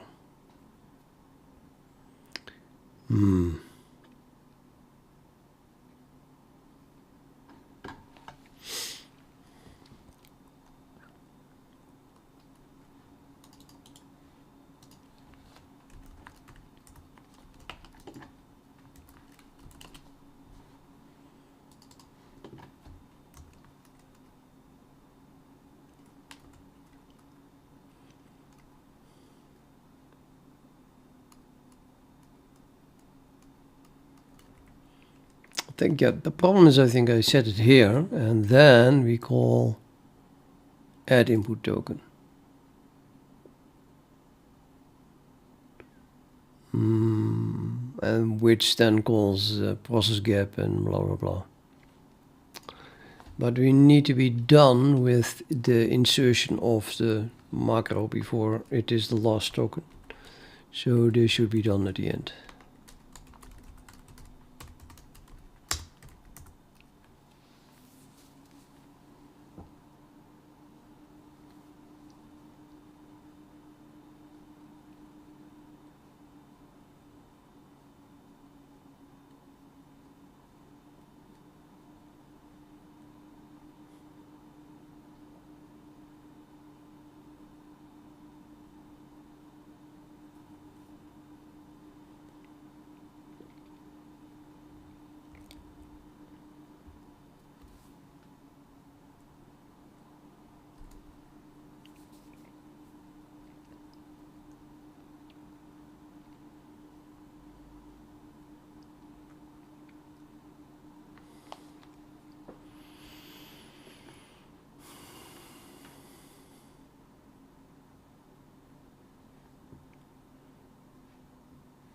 Okay, improvement. So this is the second macro now, and then the gap is again that thing.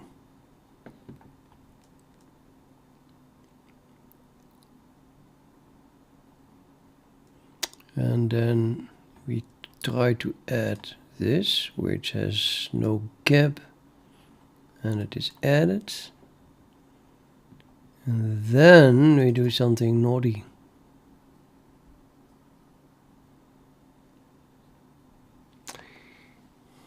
I bet it is -1 or -2.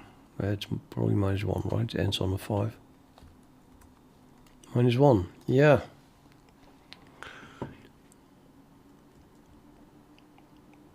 How did that happen?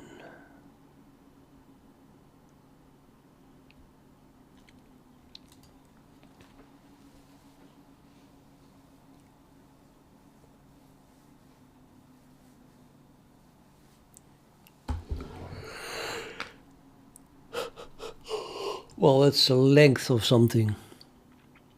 The length of my argument. That should have been 3.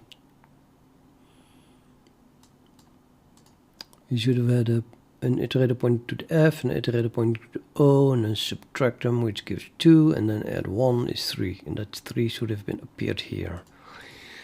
What went wrong?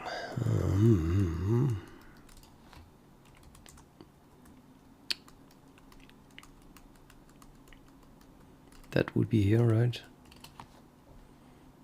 To end is offset 3, 0, 1, 2, 3. Totally correct. Start is offset 1. 0, 1, yeah. And 3 minus 1 is 2, yay. Plus 1 is 3. Where is the stupidity then?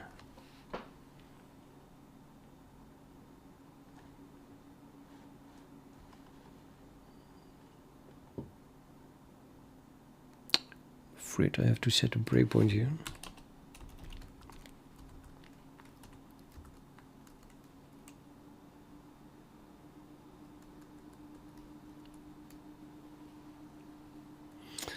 If we do a step here, what will happen? Step offset. That's this call. That should work fine. Step. There we are. Right hand side is this one. Mine is the left hand side. No, let's print it. Yeah, that should have been the 3.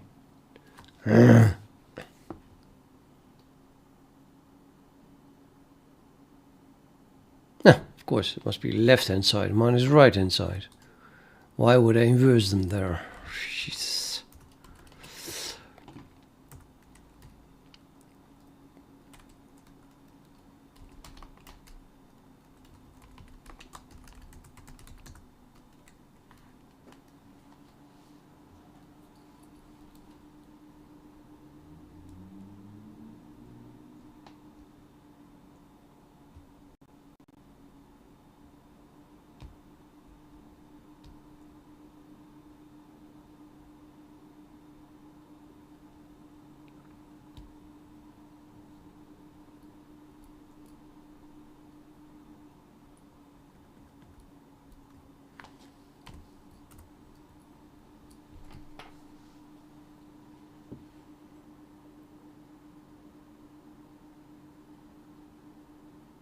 Oh, great. Foo is added.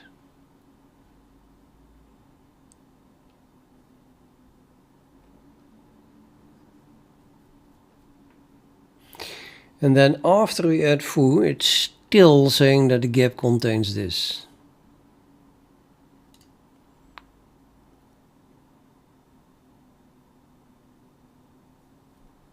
Disappointing.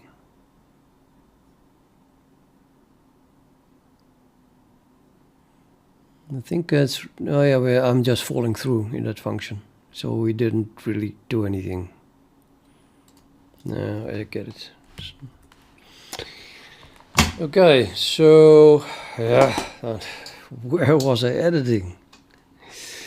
Let's guess something. Not goes code this one. Well, maybe not the h dot h. I don't know. Let's go back a little bit. That looks good, interesting. Yeah, there's my dot dot dot. See, so I added the foo here, and then we just fall through and try to add the whole thing again without special code. That's not correct. So in the end, we have to return for sure after we are done. Okay, now what's next?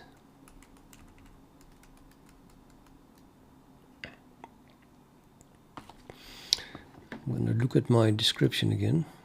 Video description says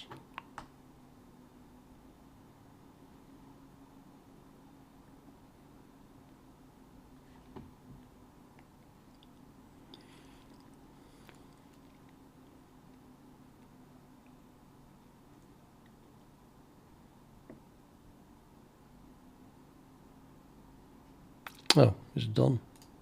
Doesn't say anything. I'll have to think for myself. Oops. No, I wrote the video description myself. Really. So I have to think again.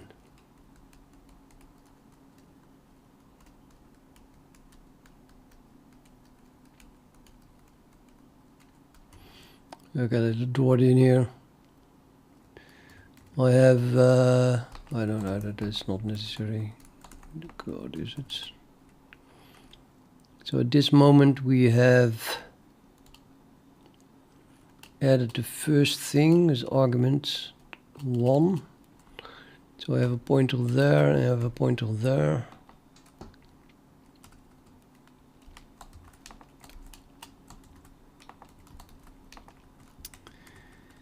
And this is arg start. And this is arg end.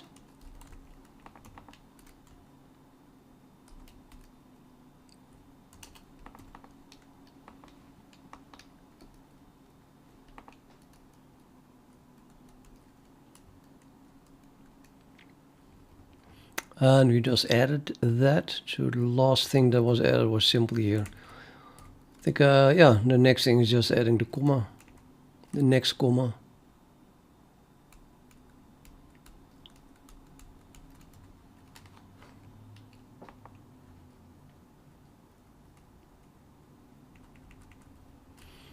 In other words, we have to say left becomes right.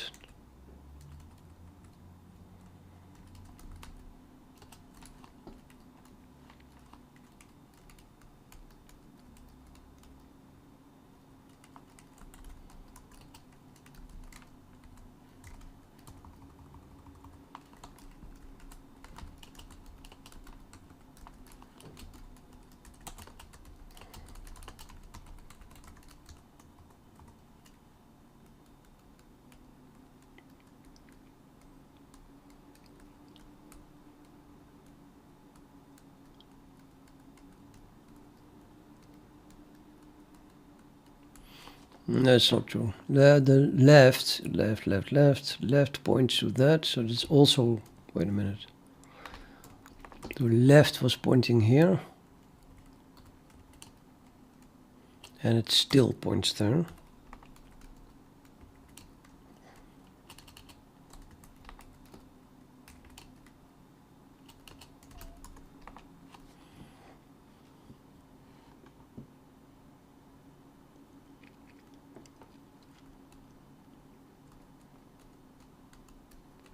Well, indirectly. Left points to an L parent, comma R parent, but that thing then points there. So we do +1, then we point to the next L parent, comma R parent, which would be the next comma, of course.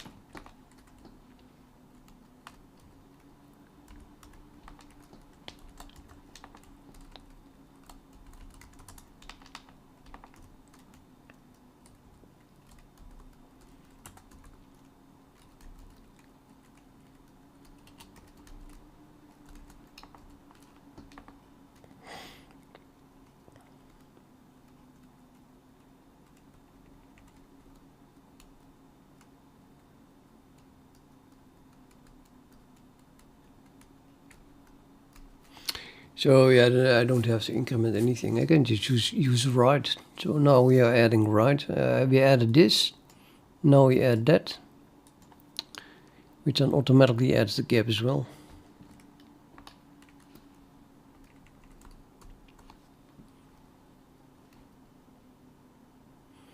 So add input token, gap start plus right offset, comma 1 for the comma length. And that would be a comma. Well, if there is of course a comma, I'll address that afterwards.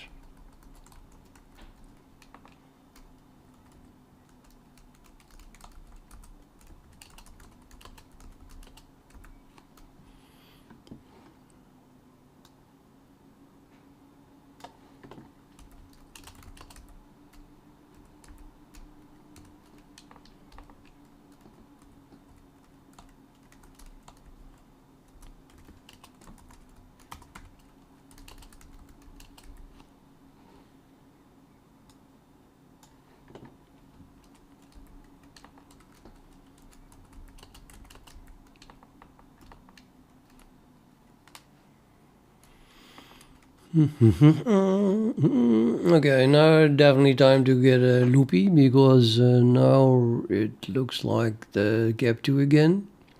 So we want to add argument 2, where it says that we add argument 1. Yeah, that would be here. And we need to find the start. think we also have to do that again. So arg start and arg end must change.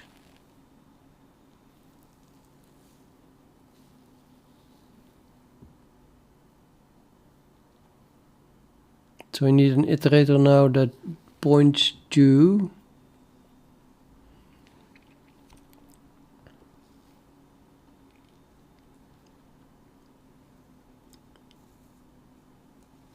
we need to recreate these things. I mean, this one now must be that one, but that one was changed, so we have to recreate it. And then arg end is just the next one. So this must be repeated as well after updating left and right. Where right can be repeated as well, or just incremented, I guess. Because, yeah, well, I'm gonna guess increment is correct here. So we could increment left and right, maybe, and then jump back here. If you increment left, it becomes right.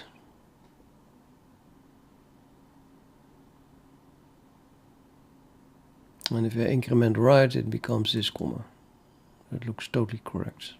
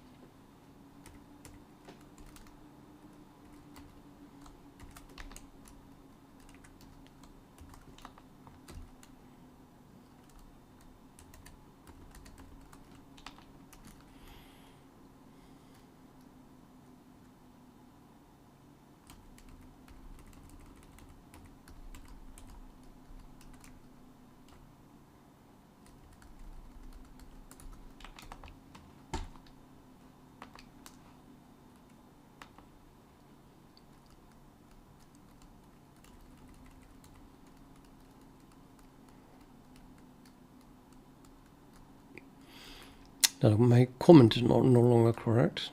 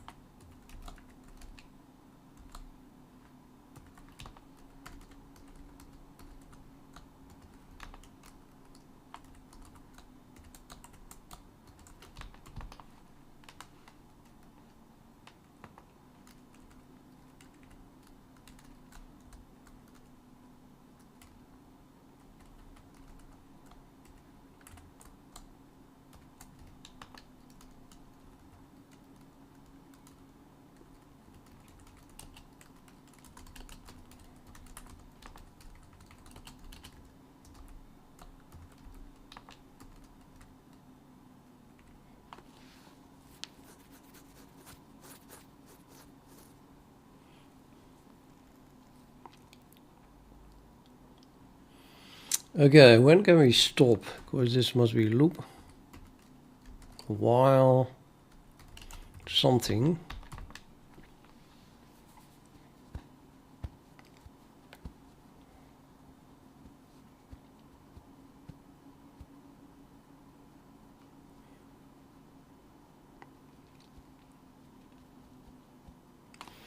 I guess at some point right is equal to this. So then left, oops, left is this and right is that. And then we add that argument. And we add that thing and then we're done. So we are done if right incremented,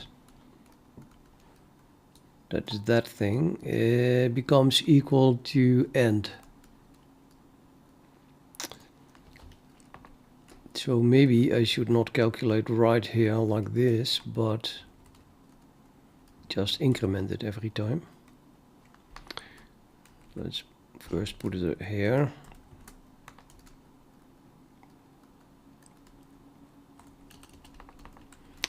Yeah, and then we can do left is right and right is left plus 1.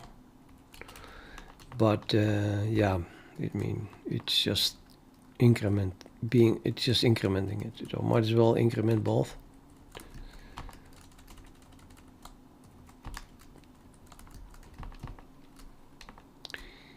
And can make this a for loop now.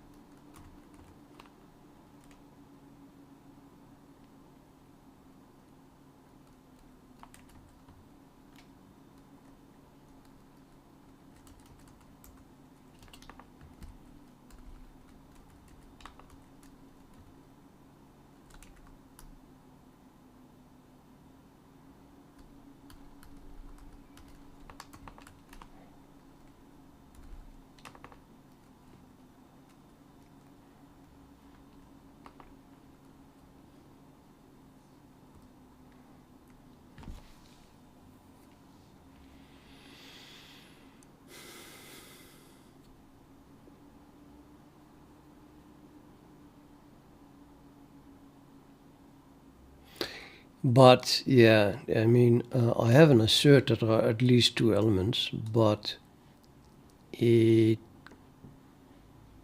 could crash basically if that's not true, and we don't have an assert. Maybe I should just check if this right even exists. Well, it already does that. I mean, I could set right equal to left and then start with incrementing it.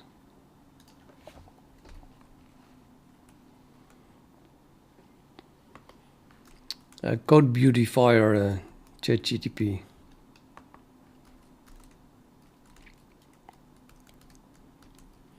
There's a guy in the chat called ChatGTP, so, to avoid confusion. Yeah. What shall we do?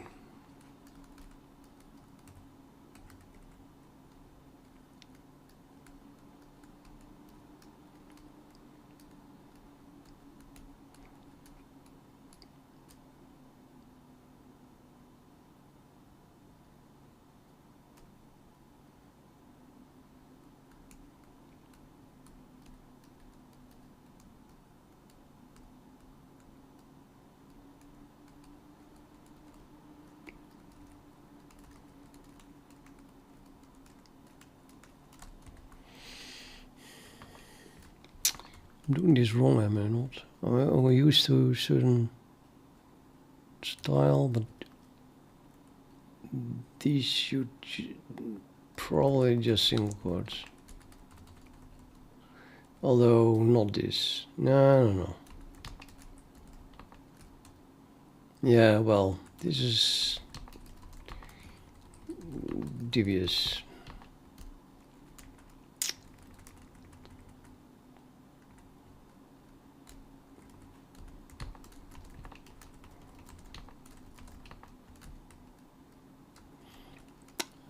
The reason was I wanted to put this between backticks because left is a code.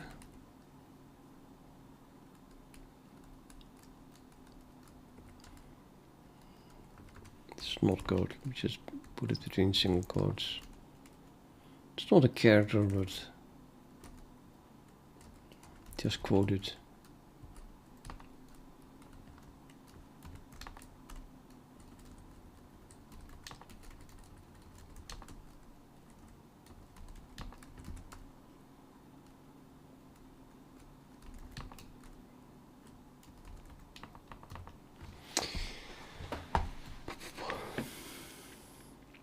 I don't know why I'm not happy with this.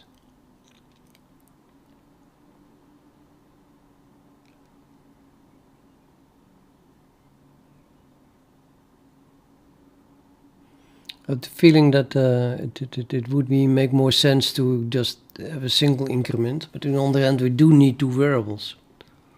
Left and right have to exist at the same time, I think. Well, actually, not even. No, we can just... Maybe you can use even one variable. Because I'm using left here. And then, well, it's incremented, but apart from incrementing it. And then I'm done with left. And right is not used before that point. So instead of calling it left, right, we could use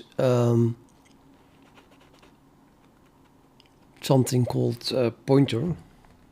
And that is then, I would say, the separation pointer, or the, I don't know, left parent comma right parent pointer. And I don't want to use a big name there, so I'm gonna call this pointer.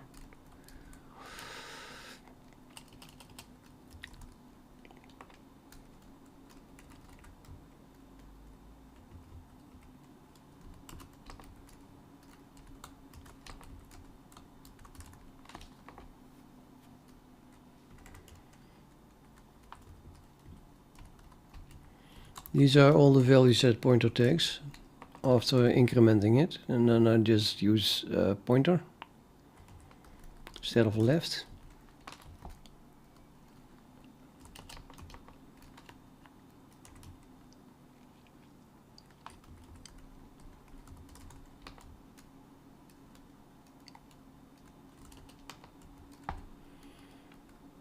And then we don't use right.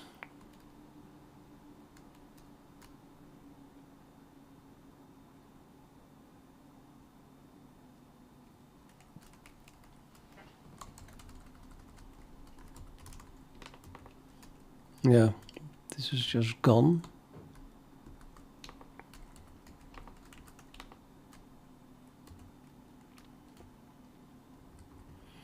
And it should definitely not be end, but if the thing is empty, which of course is not allowed because of this assert.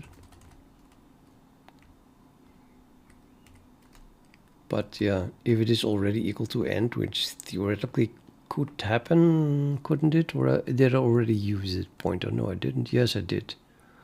The pointer is being used here, so then we have a problem. Might as well assume for the moment that it just exists. So there is no really any need to this test at this point then, and the plus plus right is also done at the end. So let's do a do here.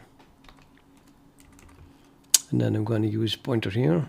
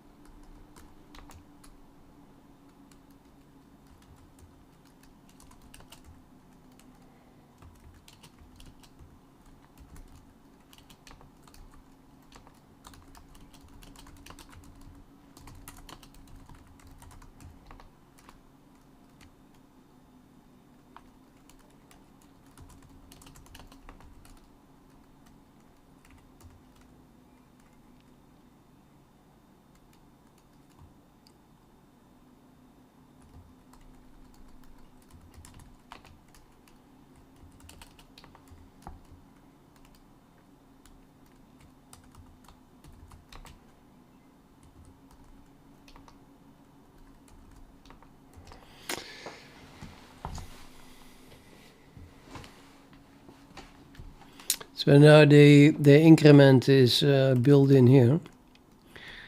And of course that then could also be end, right? So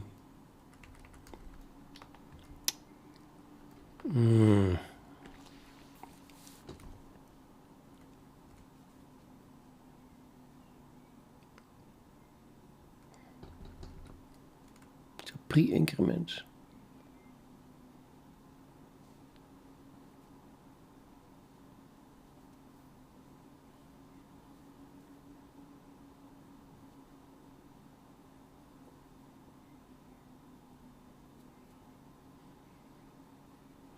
Yeah, I don't know that.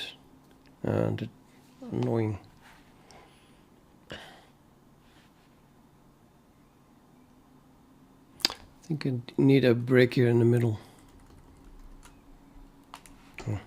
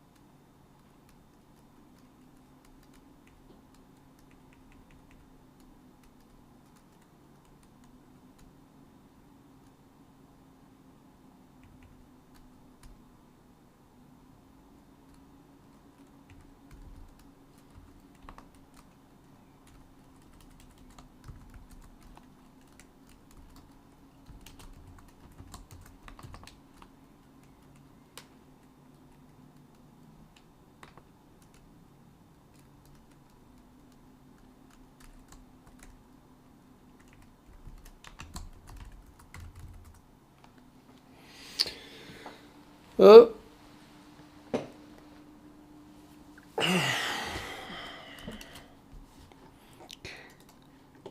Tell me.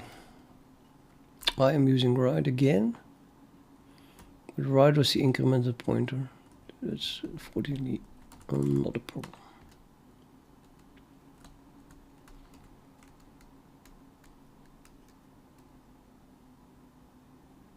Is it just PS? No, it's not.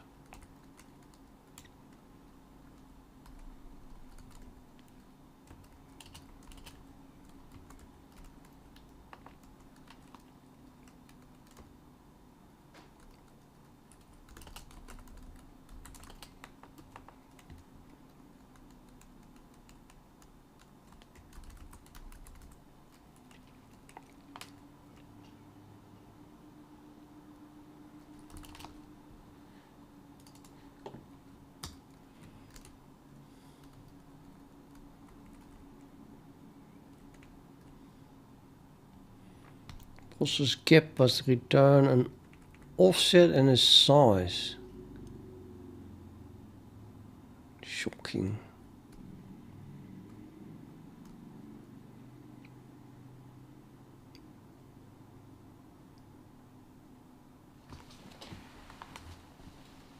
If fixed string is non-null, then this function stops when it encounters this string not inside a comment and returns the offset at which this fixed string starts plus its length. So we do not have a fixed string, and we shouldn't have. Then it doesn't matter what I return. I think I do that at the end as well.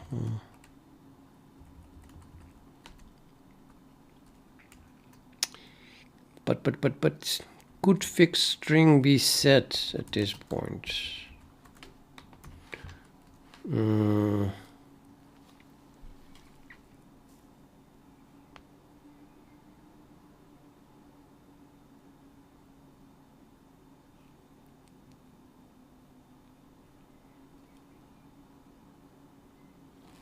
I have no idea. Probably not.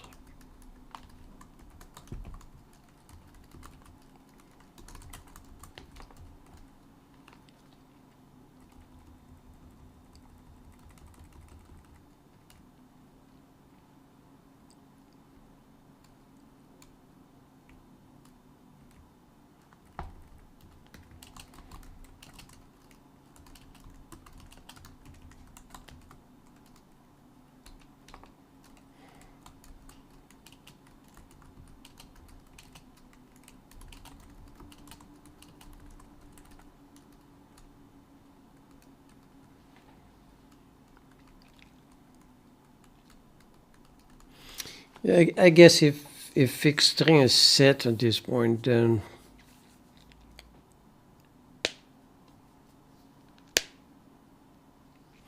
oh, wait a minute. Actually, we do need a fall through now. This was just cleaning up after the last token. But as soon as we add that thing, we can fall through. We should fall through.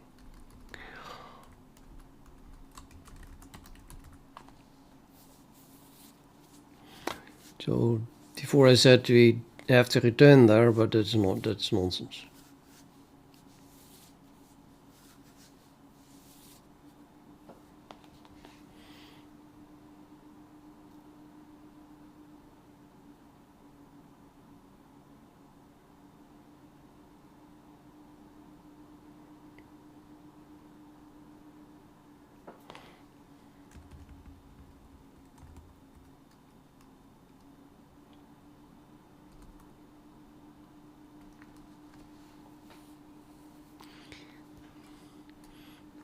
Pius asked which IDE is this? It's not an IDE, but the editor is Vim, NeoVim.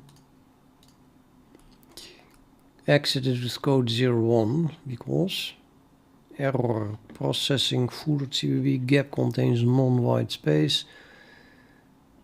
Still at that point.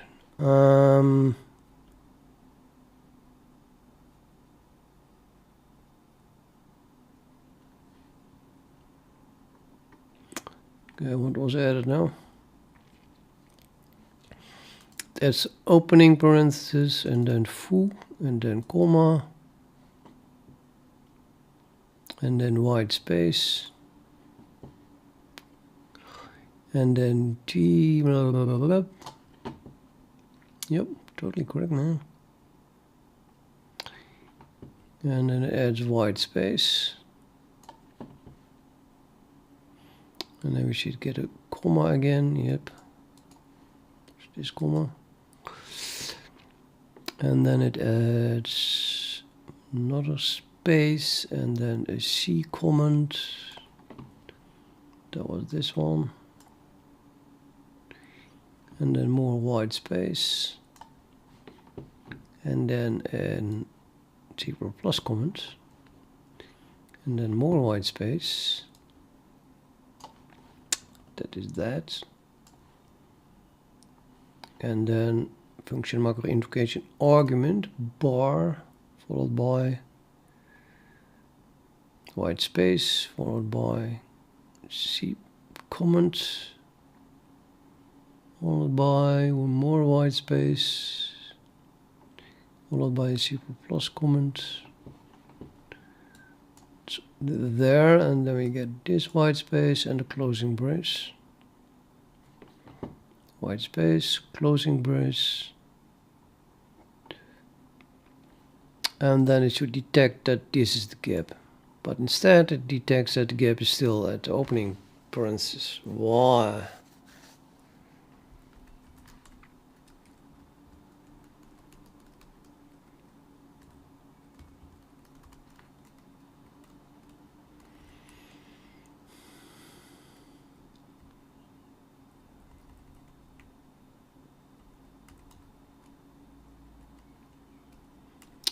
Probably because these three things are already initialized and being used later on. Obviously.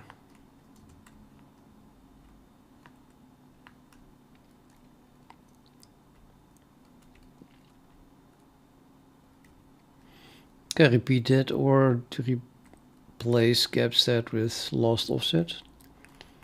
Because I'm not using gap length.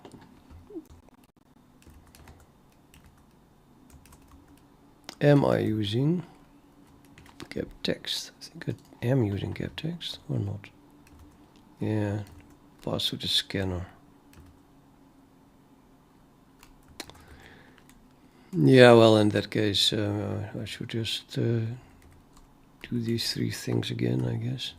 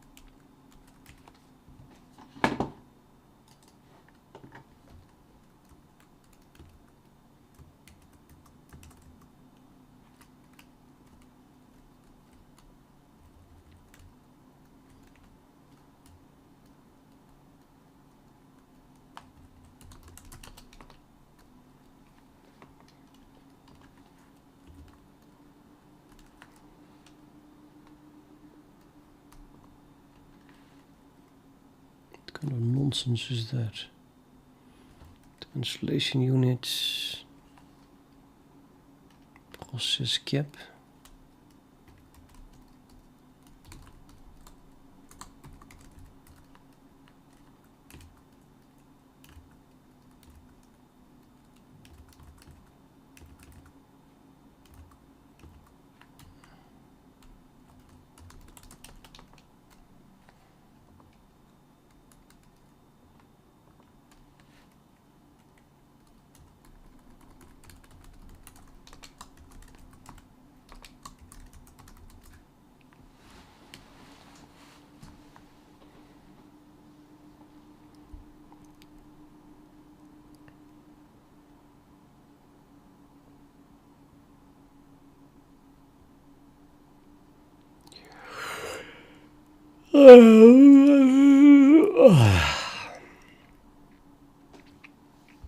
Sleepy. That was a yawl. Don't call 911.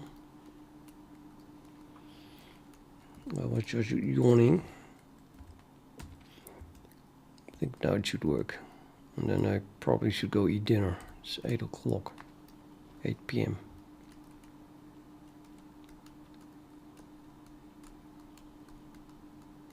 Exit normally. Ta-da!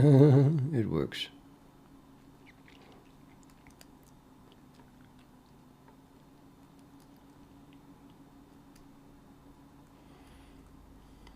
Yeah, so here it went wrong, and now it just adds, well, after this, I think, after this. So now it just adds the remaining white space and then my macro. So 2 new lines and 2 spaces followed that thing before the macro thing. Yeah, that's those things here.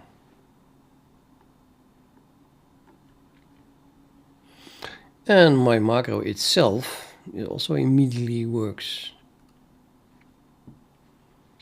Opening parenthesis. It is a string literal, but it is added as a macro invocation argument. And then a C comment, white space, closing parenthesis, more white space, and then a return with a backslash new line in the middle.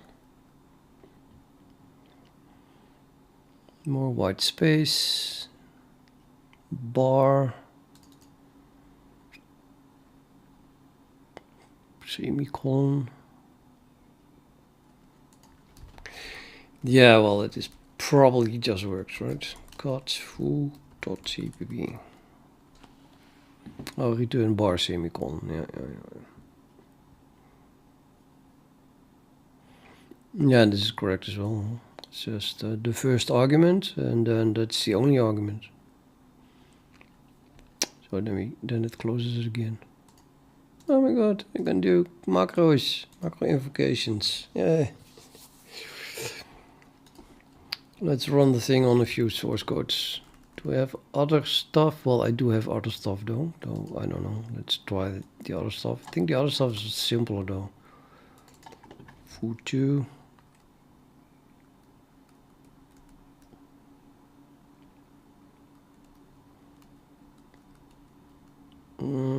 Yeah, that just works. And foo3.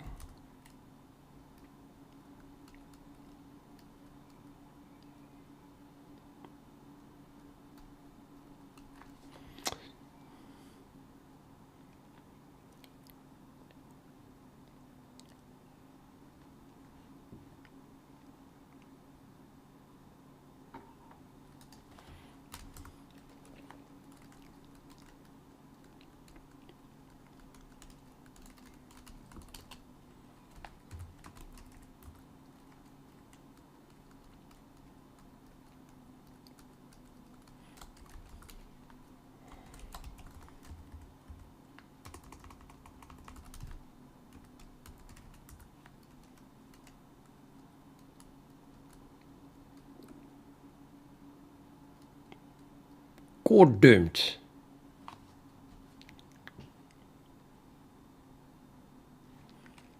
Do not have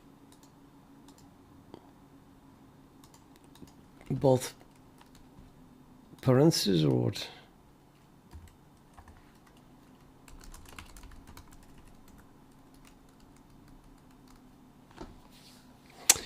Well, I see both. Why is this not working? I think I'm going to eat anyway, because I'm just starting to feel tiny little bit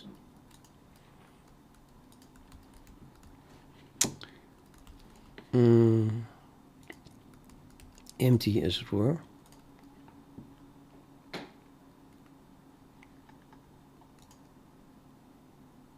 Yeah, I think it's a good point to stop.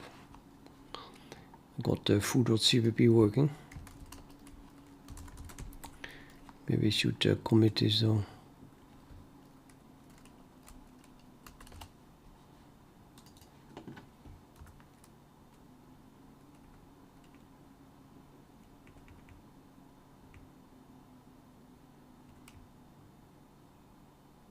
It's amazing that if you just work a couple of hours on it every day, then code just keeps growing and growing and growing.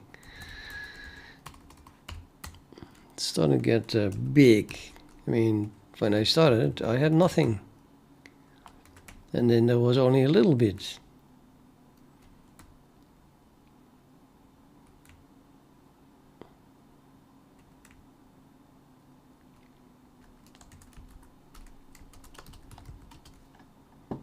I'm gonna add this one as well, I think. And the CodeScanner.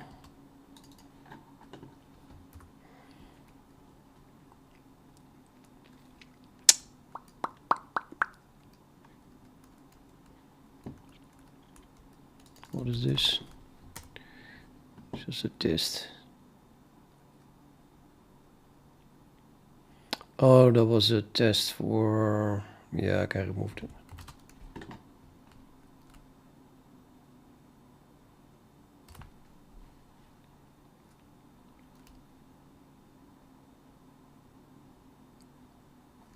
What is this?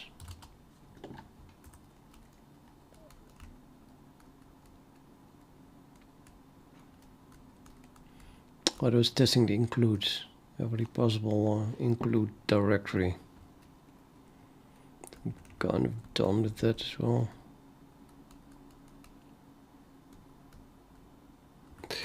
But yeah. So that is not working because you have to pass all those include directives manually at the moment. That should be fixed though. Yeah, it finishes without including anything.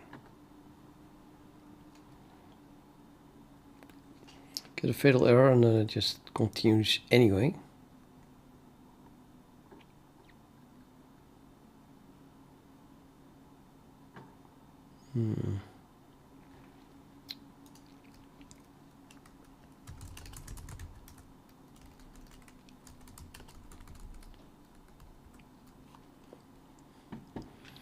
CodeScanner was added, yes, and scan test was added, yes. Is preprocessor token, well, accessors are always allowed more or less.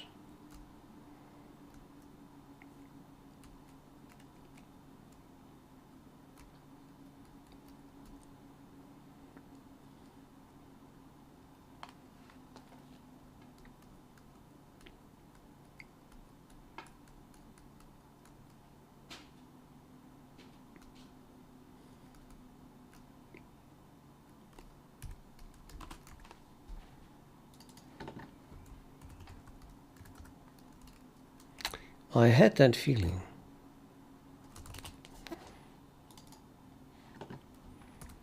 What happens if I just delete it?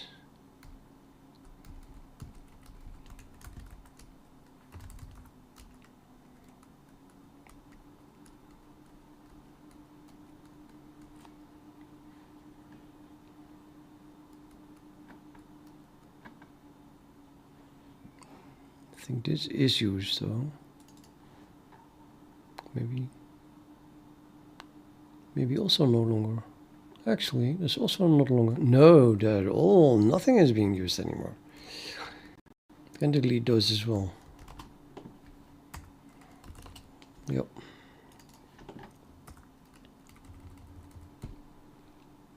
Good things. The less the better.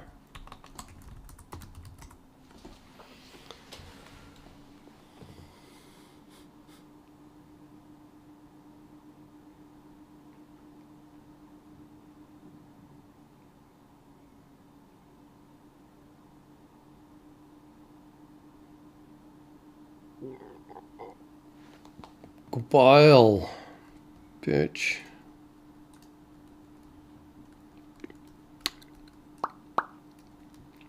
Yep, and good status. Active.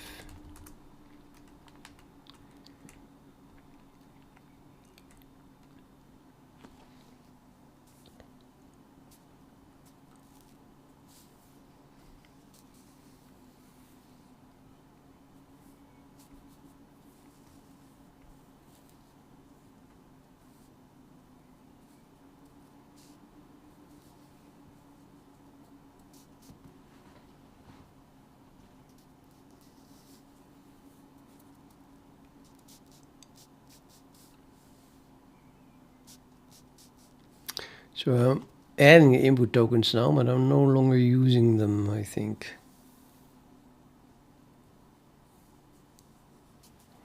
But that's okay. Eventually you will need them.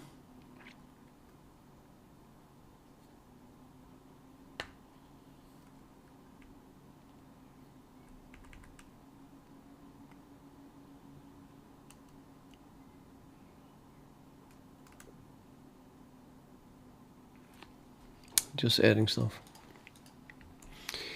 Well, that's pretty minimal. Why am I including CodeScanner here and then have no other changes? Can someone explain that to me?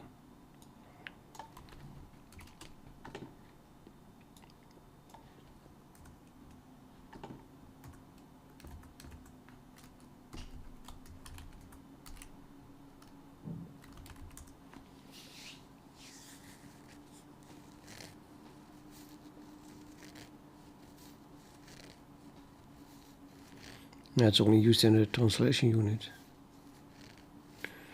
So there is another include in the translation unit. Yeah, slash unit. because this is actually using it.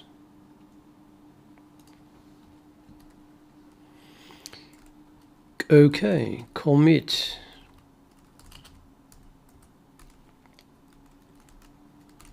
Now, what did we do today?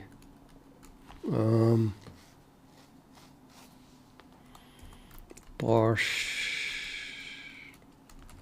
function like macro invocation arguments and parenthesis.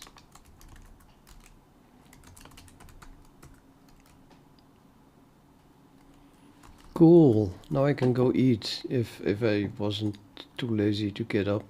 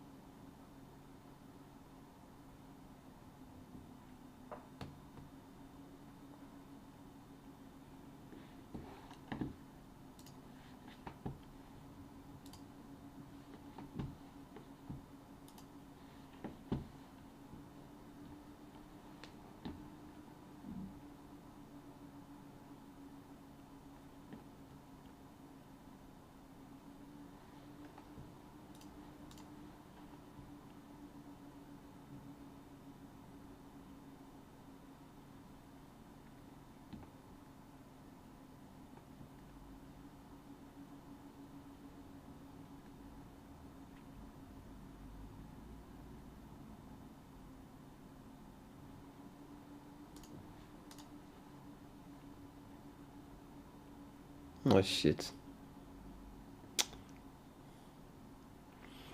You can just take my pawn, yeah.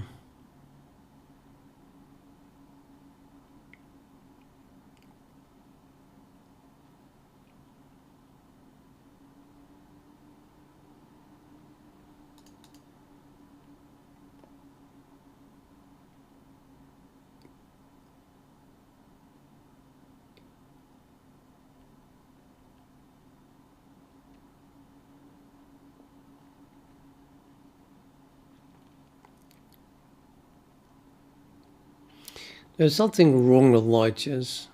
As soon as you, or lead chess, how do people pronounce it?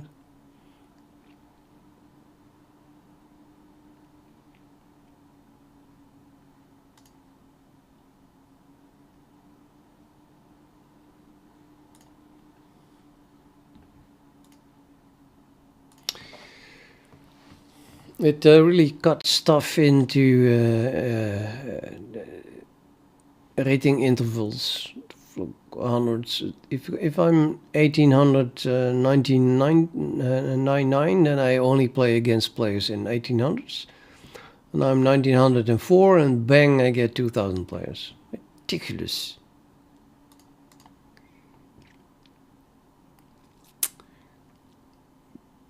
It's really a big jump. So my rating changes plus 10 points, and then my opponents get 100 points more tough.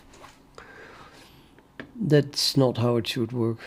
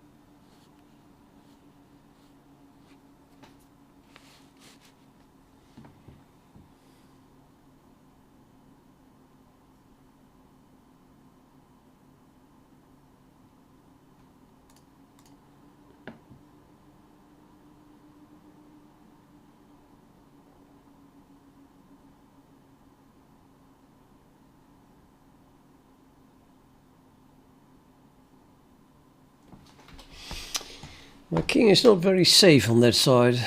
On second thought, you can put a bishop here and a bishop here and a rook here. I just give up and finished. Looks like a very, very lost position.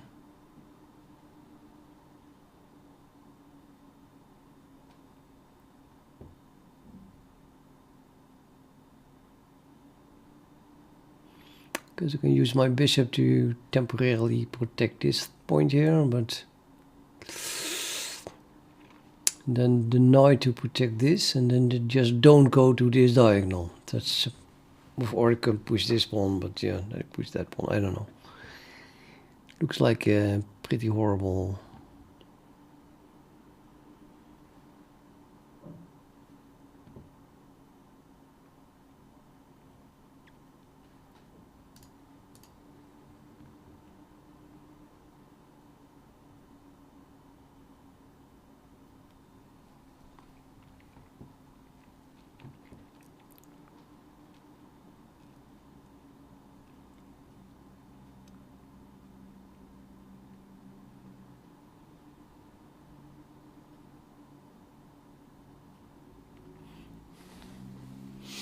Maybe play this pawn anyway, no, too late. Exchange queens, yeah, with a pawn down. It's all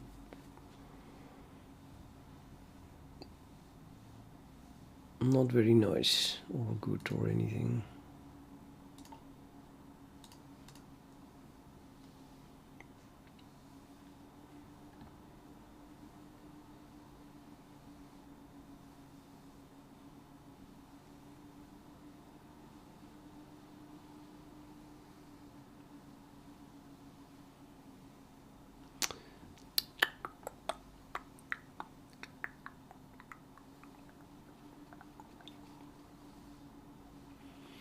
Yeah, I can just sacrifice a rook here, maybe? Even if I take back this mate.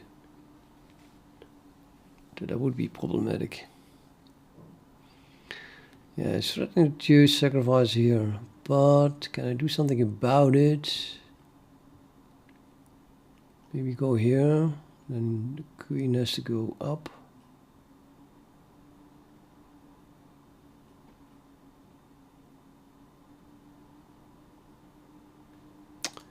At least I have a hole here.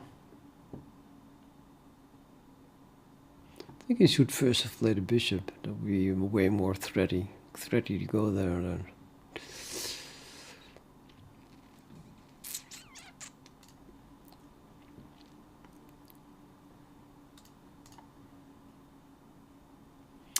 Hey, it's getting better.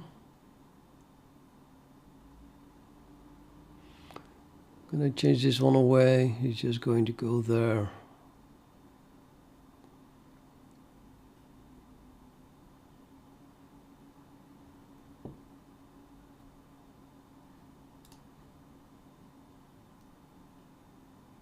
Oh, almost missed maiden one. Ouch.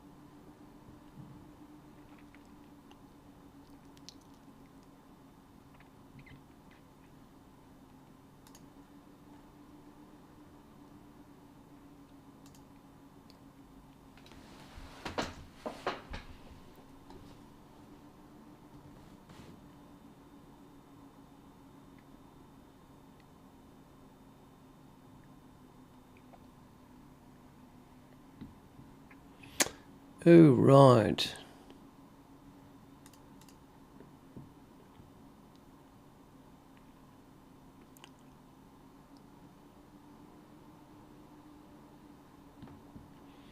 They ain't no good.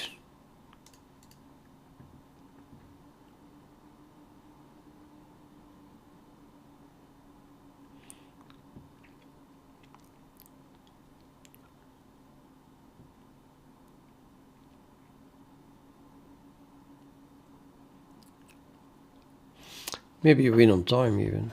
That would be kind of nice.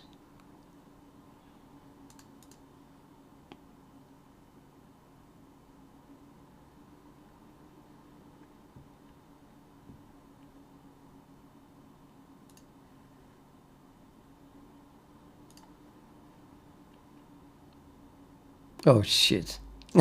No. Why?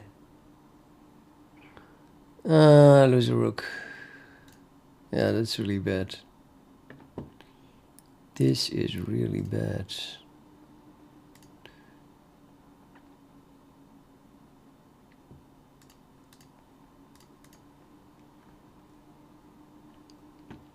Four points down. Is he going to win 35 seconds on the clock? Yeah, probably. It's increment, so...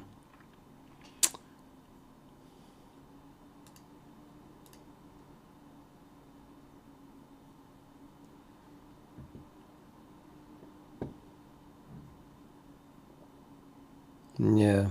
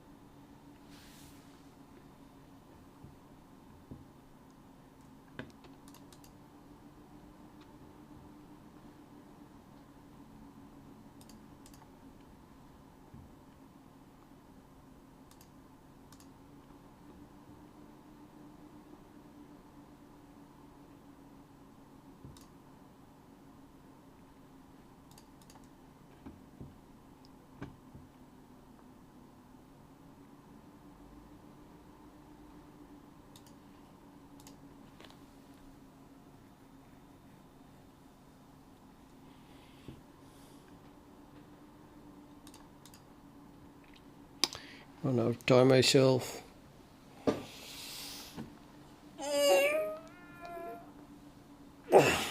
Nou ja.